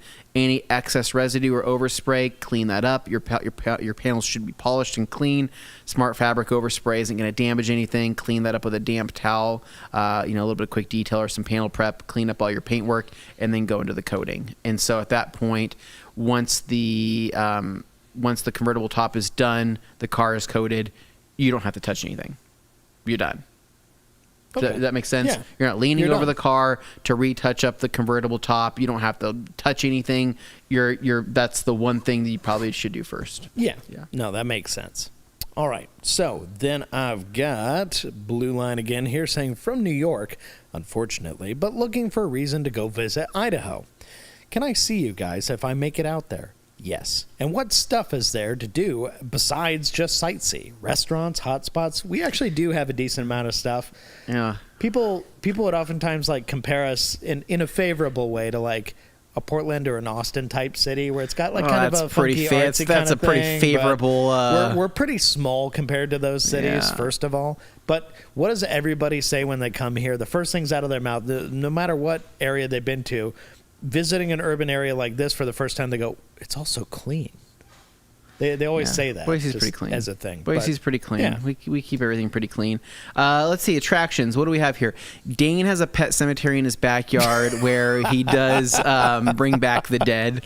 Well. I mean, there's some type of summonings that happen on the back of his terrace there. I don't know. He tends to ignore the fact that candles are lit up at night, up there. A little glow And up the hill. I just ignore it. doesn't, It's doesn't fine. bother It doesn't you concern at all? me. Like the people in the cloaks walking up there Hey, and like in sync they're with out the there. people. I'm inside. Fine. Do your thing. Like the hymns that they're saying don't bother you. The fact that the things are floating up there. I mean, I got my Sonos levitating. speaker to drown it out. It's all right. You know, Okay, all right. Keeps me level-headed. It's all good. Dane's perfect, right? I mean, that's the kind of guy that can live next to a real cemetery or live next to some type of like Quiet haunted neighbors. house, and he's cool with it, right? Yeah, that's fine. As long as I got a lot of nice pine trees, just feel like I'm up in the woods kind of thing. It's beautiful. Love it. Gotcha. Yeah. No, on a real note, things to do here. So lots of outdoor stuff. So there's hiking. There's a lot of mountain biking. Tons of mountain bikers out here. Trails. There is the Boise River, which is great for rafting in the summertime. That's a really You can fun float time. the Boise River downtown. Yeah, we have whitewater rafting. That's like 40 to 45 minutes away. That's really fun. We have a ski mountain, right, which is also known for it's got a roller coaster up at the top of the mountain when it's not snow season. They have mountain biking up there as well. And really, I mean, Boise is meant to definitely be more of like an outdoorsy place for sure. Food, we are not known for our food, but we have James some. Beard nominated chefs around. We have actual like we have some Michelin star rated, chefs and We people have around. some decent spots for sure, but it's not like you're not going down like Austin and you have like No, a strip it's of places where different it's going to be for like sure. mind blowing. But But people find their way out here from other places, and they're like, you know what? I'm going to make this my home, and they bring like awesome cuisine with them. But we have, in terms of like this industry goes and whatnot, I mean, like we have a couple of hot rod building shops that are pretty cool. Yeah. We have obviously the Rag Company here, which is pretty cool. If you remember Charlie Hutton, he's around. Charlie Hutton's around. You can't go see him though. That's a No, private. you can't see. That's a He's in private his own thing. little private Idaho. So. But we got to meet him. That's separate. It's really tough. I don't know. Like, there's no major attractions here. Unless if you're a big BSU fan, a college football fan, then that would be something that's pretty fun. We have a AA. What do we have? A AAA league baseball? Is that Yeah. Boise Hawks. I would say our hockey team is probably one of the more prominent Steelheads, sports teams here. yeah. Though. Those guys actually put on a good show. Downtown's vibes are really fun. I mean, Yeah. especially at nighttime, if you enjoy getting drinks and stuff like that, that's always a pretty lively atmosphere at night. It just doesn't stay out as late as other cities. Like we don't have like a 3 or 4 a.m. culture. It pretty much ends at like 1 or 2. We have a what's that called? What's Roaring Springs? What do you want to call that? It's a water park. We have a water park. Yeah. I wish, but now that I'm talking about it, I'm kind of bummed we don't have anything that's like really like that's like the cool thing. Yeah, in I mean, Boise. it's a variety of these things, but they're things you can find other places. We just happen to have like pretty nice versions of them. I know, but think about We got a where great zoo downtown. I know that's weird. Our zoo's actually okay. It's a pretty Yeah. decent zoo for Idaho. I mean, we Yeah. have freaking giraffes and stuff like that, Yeah. which is like. That still blows my mind. Heck yeah. Because I go to the zoo and I go, I'm like, I forget that this place is actually okay. It's not a bad spot. We have like cool like raptor center with the big birds of prey and stuff Yeah. like that too. There's cool stuff around. You just got to know where to look. But there's great resources too online. If you look for like Boise stuff to do, there's places You'll to find check out. stuff, but it's not like I live in San Antonio and you're like, hey, I'm coming to visit San Sure. Antonio. I'd be like, Riverwalk. Immediately. I Yeah. don't got anything like that. It's different. We don't have anything where I'm Anyway, like, that's it. Do your own research, but we gave you a place to start, Blue Line. So Yeah. hopefully that gives you something. And yes, if you want to come, say you're going to come by, make sure you give us a heads up so we know we're going to be around. Because people have tried to show up when we were like off on a trip or something. It's like, I'm sorry, I can't teleport over here. But if you're here and we're here, we'll give you a tour. Have a great For time. sure. Yeah, absolutely. All right. Then I got Jiren Sentry here. So I have 3 companies planned. Whoa, detailing companies planned. One is to detail farm, commercial, and subway trains. WDUT. Should I just focus on Prism? How do I connect with Spencer on learning detailing such vehicles? Spencer is on Facebook. Spencer is on here right now. I think you two need a link up. I think you would do well to speak with Spencer. Also, check out the podcast we did with him. Very valuable info there. And you can find out more. But yeah, go check him out. He's on Instagram. He's on Facebook. You can find him places. Just look up Spencer Mation. Find him in the chat and give him a shout. All right. Moving along here. Looking at the Active 2.0, I don't have OG map money. Is there a normal person way to set it up where it's got the same effect and look without spending $12,000? Of course. Yes. So my dad, I convinced my dad to like get a wall-mounted pressure washer set up and do it. Like, he saw mine and he was like, "Wow, this is the best idea ever! Like, I got to set this up, right?" So he got a Karcher Cube. He got the Karcher Cube 1800, I think is what I think it's 17 or 1800. But he had the same Karcher Cube that I had. He got a pressure washer hose reel off of Amazon. He got himself a pressure washer hose off of Amazon. I gave him my MTM SGS 28 wand and gun, and he ran a couple quick disconnect fittings from a hose, and he wall mounted his setup outside of his little shop. And I think he was into that whole thing like $250 or something like that. I mean, not bad. I mean, he got the free wand for me for free and the free gun. Another middle ground, although a little on the nicer side, is a garage you see show up on our channel a lot. It's Gabe's garage, where he kind of like threads a needle in terms of, he doesn't go like full OG crazy pricing, but he... Are you kidding? He literally just spent $600 in quick disconnects. I mean, he is a little crazy, but... I think it was like $800 in quick disconnects. But I'm talking specifically like pressure washer setup. He likes to do the hidden thing where it's in a cabinet, all that kind of stuff. And it does the part without being nearly the cost of an OG I mean, he style spent like setup. $1,000 in quick disconnects, right? Yeah, we're ignoring the quick disconnect thing, but Well, no, so just he spent like looking at his- $1,500 in quick disconnects, but he's still running like the worst lighting in his garage I've ever seen. No, and I want Matt to shame him endlessly I for feel like that. I'm in a Somehow night, I he feel like I'm dropped in a in all these nightclub other in his things. garage. I'm hoping that Gabe's gonna run out here and be like, he's got the I moody didn't lighting. spend $1,500 in quick disconnects. So there's plenty of different ways to do it. $250 could get you into like the most bare bones, probably will fail at some point setup. But if you get into the Active 2.0, you can get yourself a shelf, you can get yourself a decent hose reel. So like I have the MTM hose reel and the MTM gray Cobra Jet hose or whatever it was. And I think that package together was $250, maybe it was $300. I can't remember what it was. Okay. And so you can do that to get your hose reel. Here he comes. He's being angry. Now. And He's turning on all the lights. Oh no! Yeah, you know what your garage doesn't have? Those lights. Wow, okay. man. Yeah, well, there you go. Pitch black, just like his garage. All right, so hopefully that helps. You can get into something like the MTM hose reel, Active 2.0. Get yourself a shelf off of Amazon that's stainless steel. Do some plyboard, mount something up on the wall. If you want to go with a spotless system or like some type of deionizing system, you can. But yeah, you can get a pretty decent setup. I'd probably say for under $600. Yeah, right. I think that's a reasonable amount. And I think it would be a amount. good system for like around that price. Yeah. I think that you'd be set. You don't have anything to worry about. Now, what I will say is we are 4 pages behind, and we got 20 minutes. I'm trying to make sure we look out for Nick's time back there. So I'm going to make sure we get through some of these. Steve Pearson, hey friends, dropping in to say hi, listening in as I commute home. I enjoyed the Dr. Color Lock vid, a Dr. Color Chip vid, not Color Lock, sorry. Better than anything I've ever done. Look forward to using it.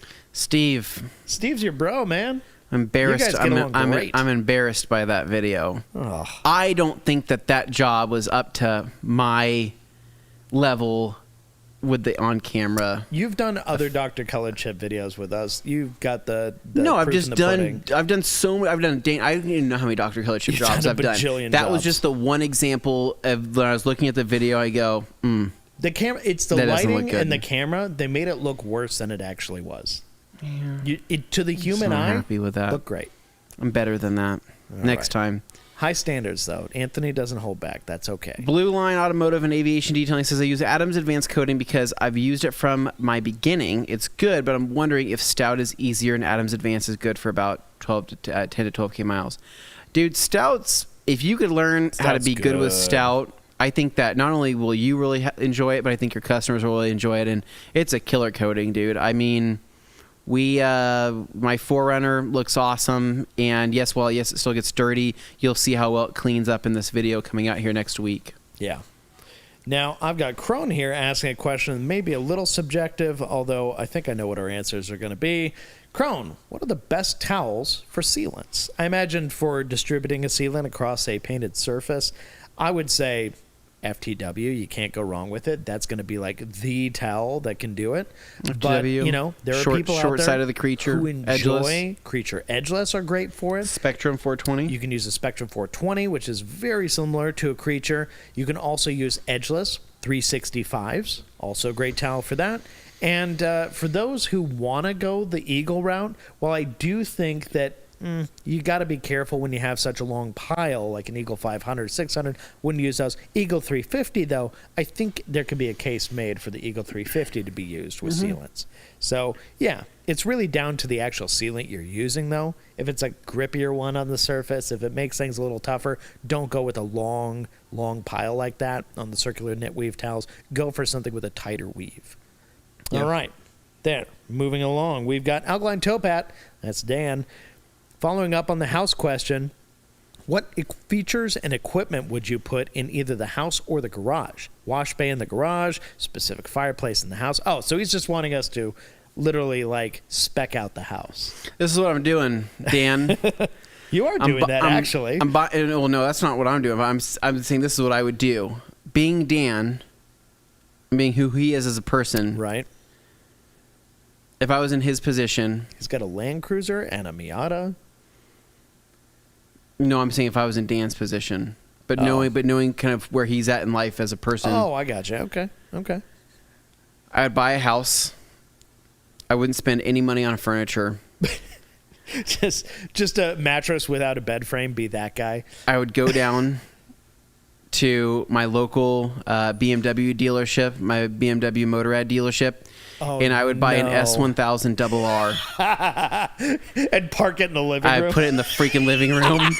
Yes. And that's all I would need to be happy. Would you get some like gym flooring mat to like roll it in on? No, that's going on like the hardwood or whatever it is. Boy. That's going on the vinyl. I'll go get like a pit bull stand. But like when people come over and they go, "Hey, love your house. Like, where is everything?" You go, "There it is, right there. S1000 RR, brand new." You got any furniture? Nope, just this bike. Got the M Carbon package. Well, is there any place to sit? Yeah, on the bike. the bike is the Don't chair. Scratch it though, please. It's like $30,000. But Yeah, I would probably do that, Dan. And then you would have the other cars in the garage. You probably wouldn't have any money for a while after that. Probably but not. then as you start stacking things back up, you could start investing into like a bean bag. That would give people a place to sit. Be the beanbag chair guy as an adult in your Office chair. 30s, going into your 40s. That really sends a message. Dan, I think you know what to do. I build your dream garage setup. Figure you out. have taste, Dan. Yeah, we you know have taste. You have taste. I don't doubt your taste. I think you got this. Yeah, I know you want to hear what we would do. S1000 RR in the living room. That's what Anthony would do. That's what you need. Me, I would probably find some fun cars to put in that garage. But other than that, I mean, it's pretty open-ended. Oh, Tug, got a new pupper. Any suggestion for the best drying towel? Not planning to ceramic coat her if that makes a difference. Well, I appreciate you not putting chemicals on your dog aside from dog washing soap. But no, if you're going to use a drying towel, there have been different opinions in the past on what to use because, you may not know this.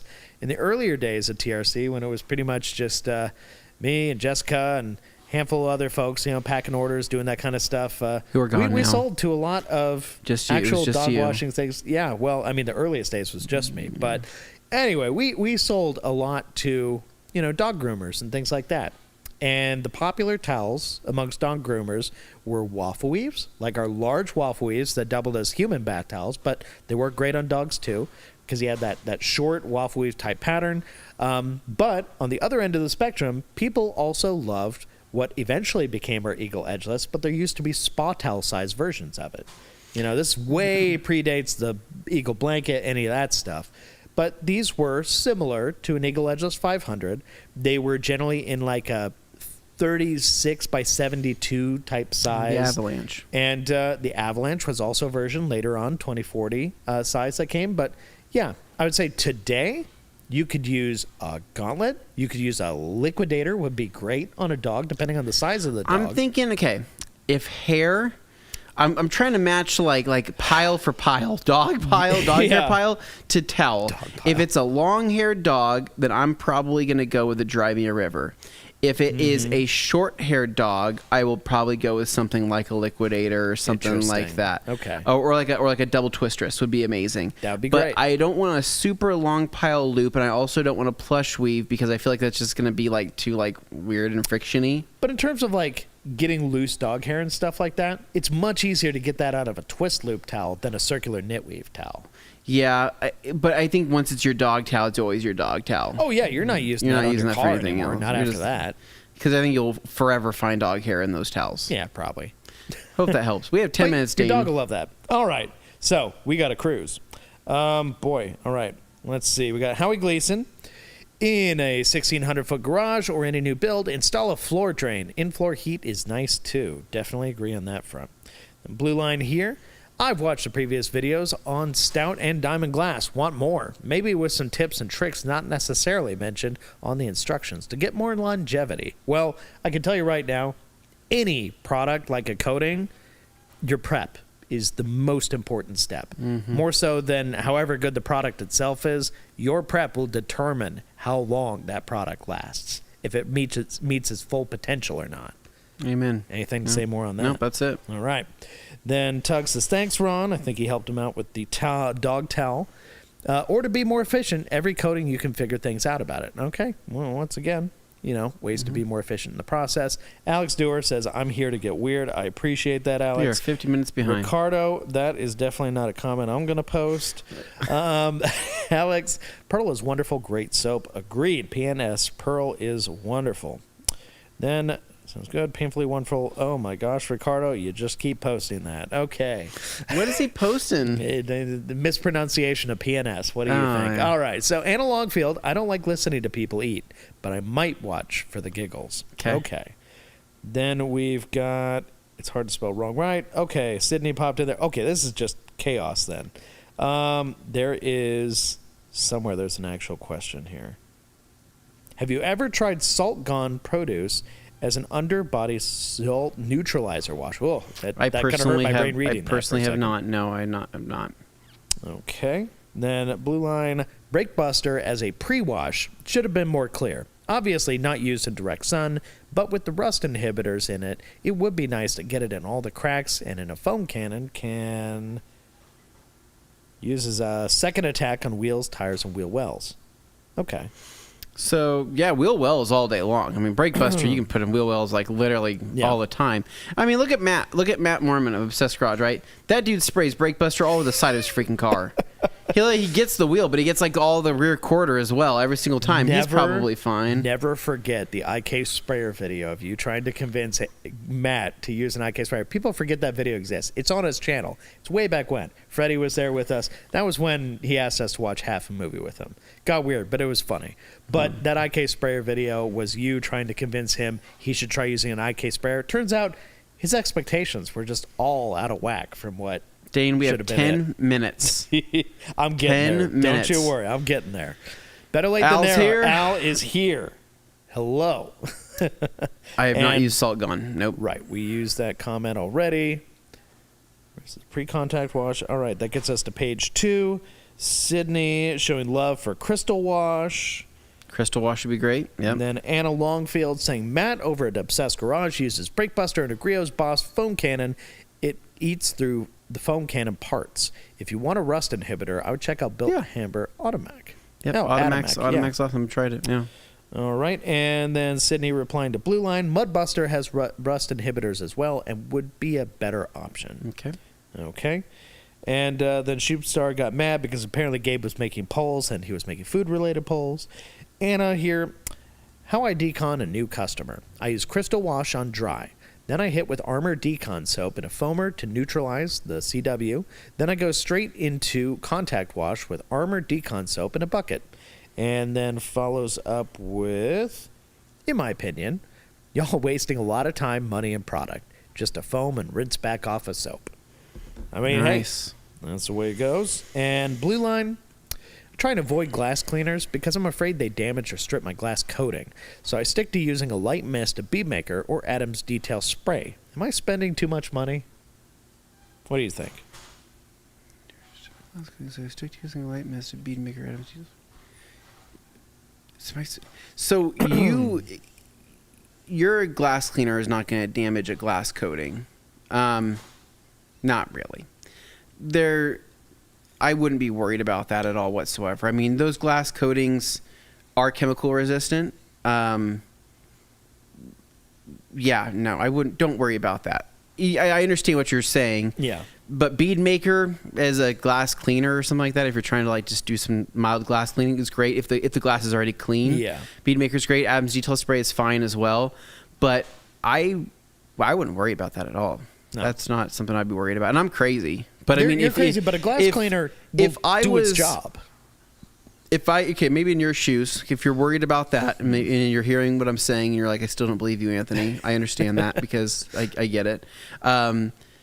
Use like O&R 256-1. Just use that in a spray bottle. Use a Hero 256-1. Use a rinseless wash at 256-1 as your glass cleaner. What's that going to do? That's going to do nothing. That's When not in gonna, doubt, O&R. it's not going to hurt it's the anything answer. on a coating. So You'll be just safe. do that. Okay. Anna Longfield, can y'all remind me how to coat new glass? The adhesives have cured. I want to get it done before it gets chipped or abused from interstate driving. How to coat new? Can y'all remember how to coat new glass? I mean, it depends on what coating you're using. Anna, you're just coating the dang stuff, right? She's probably wondering about if you're prep. using like Diamond Protex, glass clean or whatever, or a glass coating, then just follow the videos that we have. Diamond glass is really good stuff. If you want to use the new Armor Detail Supply, their glass coating's killer as well. You can use that. Yeah, that's what I would do. I mean, and there's nothing you need to do. If it's new glass, you don't really need to buff it. You don't need to do anything. If you want to, you can. You shouldn't have to. I would just give it a nice deep clean. You could clay it if you wanted to clay it at least. Clean it off with your favorite glass cleaner. Do the prep.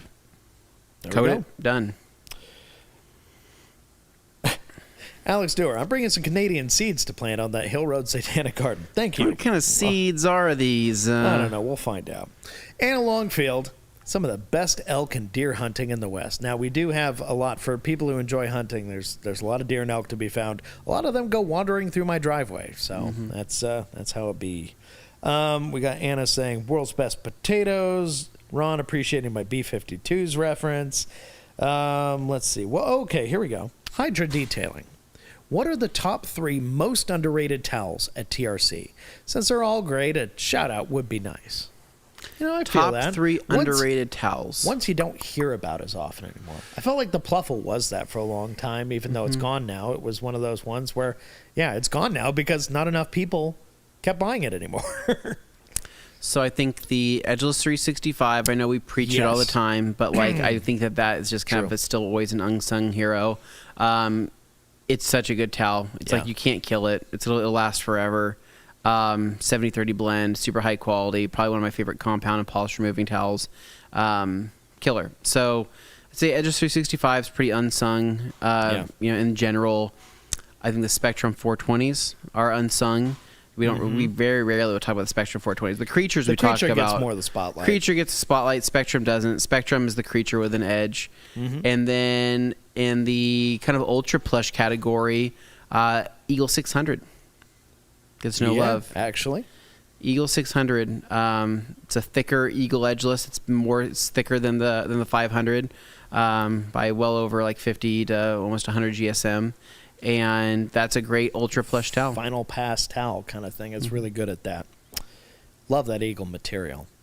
Circular knit weave. John Penta, I have a black Audi A4. What towel should I buy to dry it, and what towel should I buy to clean the glass. Thank you for your help, Anthony. You're the best. Oh, thanks, man. I'm here too. You're the best. You're the best, John Penta. Let's show Anthony love. What towel should I buy to dry it, and what towel should... Dude, I would say get yourself a gauntlet. Get yourself a nice 25 by 36 gauntlet. I think you're going to love that experience. And then to clean the glass, blue FTWs. Go FTW on the radcompany.com. You'll love those as well. I wonder if John has any relation to the people who are stocking all those Audis on the latest season of Reacher. I don't know, Dane. It's a lot of Audi A3s and A4s. Downtown Boise is far better than San Antonio's Riverwalk. Anthony, shame. Is it though, Dan? I don't know. I mean, Boise's downtown is very beautiful. Maybe I've just done it too many times. You might be jaded. When we were there in San Antonio for the Riverwalk, I had a very fun time. Well, Dan's been around San Antonio for quite a while, so maybe Dan he's just jaded by it has too. been around San Antonio he's spent his fair share of time there. Sheepstar laughs in British Columbia, a ski mountain. Yeah. We have several ski mountains, I'll have you know. The reason he mentioned that one is because it's unusually close to Boise. Yeah, dude, it's only half an hour up a hill, yeah. like immediately next to town. That's usually not the case for a lot of like ski resorts around these places. Mm-hmm. All right, moving along, we got Anna. Listen, Whistler is a whole different category of ski mountains. I've been to Whistler. It's amazing. It's beautiful. Tamara, love to scope out your salvage yards if I was to come to Boise. Anthony knows a thing or two about our we have salvage like yards. 5, like within a 20-mile vicinity. It's great. Yeah, we got a few of those, and they do tend to have good cars in them. Yeah. Sheepstar, Whistler is just one half of one mountain. Blackcomb is the other half. Then there's at least 8 others. All right. Bragging much? Anna. I just want the snow to melt on the mountains to hike and ride mountain bikes. Yep. And now I'm on page 1, so we're catching up. We're going to make it through this page, Nick. Hang in there. All right. Alpha Tango saying, just put in another order to take advantage of this 20% off sale. That's right. There's only a few hours left, and it ends tonight. Thanks, man. It ends soon, you. people. Don't forget to hit that checkout button. Yes, and you know what another button you can hit is the like button. You've been watching this for a while. We really appreciate it, but what really helps us out in the algorithm is you hitting like and making sure that when this live stream is over, you leave a comment below about something you'd like to see us do again in the future, perhaps a vehicle you'd like to see in the background of this Q&A. Anna here. Yeah, the Northern Cascades are a different category. There's a reason y'all hosted a Winter Olympics. True. Alex Dewar. Buy the Gully's Garage pressure washer shelf at Carzilla or TOC Supplies. So good. Okay, he was helping out with the question on what to do for in the garage there. What's up, guys? I'm late. David, you are catching us literally at the last minute. Then we've got Joey saying, buy the Gully Rip and Rag shelves while you're at it. That's right. He actually has shelves designed with Rip and Rags in mind. Yep. So that's pretty cool. Anna is... Whoa, that was a weird one. Jumped on me. What is going on? All my comments just disappeared. Wow. Well, anyway, that whole thing jumped. So, yeah, I don't know what happened there. Let's try that again. Dane. It disappeared. Dane, yeah. it's only 4 o'clock. I know. It's only 4 o'clock. And then, here we go. David Cervantes. Thank you, Josh, for popping in. Thanks for the live, guys. Always enjoy your company. Thank you, David. And, by the way. I wanted to break some news Yeah, to you, Dane. what you got? So we did have a poll. We did. Everyone watching fear what this poll voted was. who they wanted to see Oh, no. washing their car next week on the Q&A. Oh, no. And I'm happy to say you are the winner. Of course I am. Oh, that's wonderful news. I can't wait to show people my kick-ass detailing skills. I am And very Fisher excited will for be that. on the microphones, Yeah. and Dane will be washing. All right. Well, you love heard it here that. first, folks. I'm going to be washing a car in the background. They finally managed to find a way to get me to do it. It'll I'm be me on a excited. Q&A, just not in the way you're used to. Thanks, Josh, for breaking that excellent, wonderful, doesn't All make right. me sad at all news. What else do we have? Do we have any last questions, All Dane? right. So nope, we don't. that's It's Dave's done. wiping them. We're out. So He's sorry to kicking- Nick's everybody whose kicking you comments out. I It's missed. ready to go. It's just the way these shows go sometimes. So anyway, thank you so much to all of you who tuned in, who brought your questions. We really appreciate you. Make sure you give us a like because, Josh worked on the truck back there, and it looks great. I mean, it's his own Very truck, nice. but still.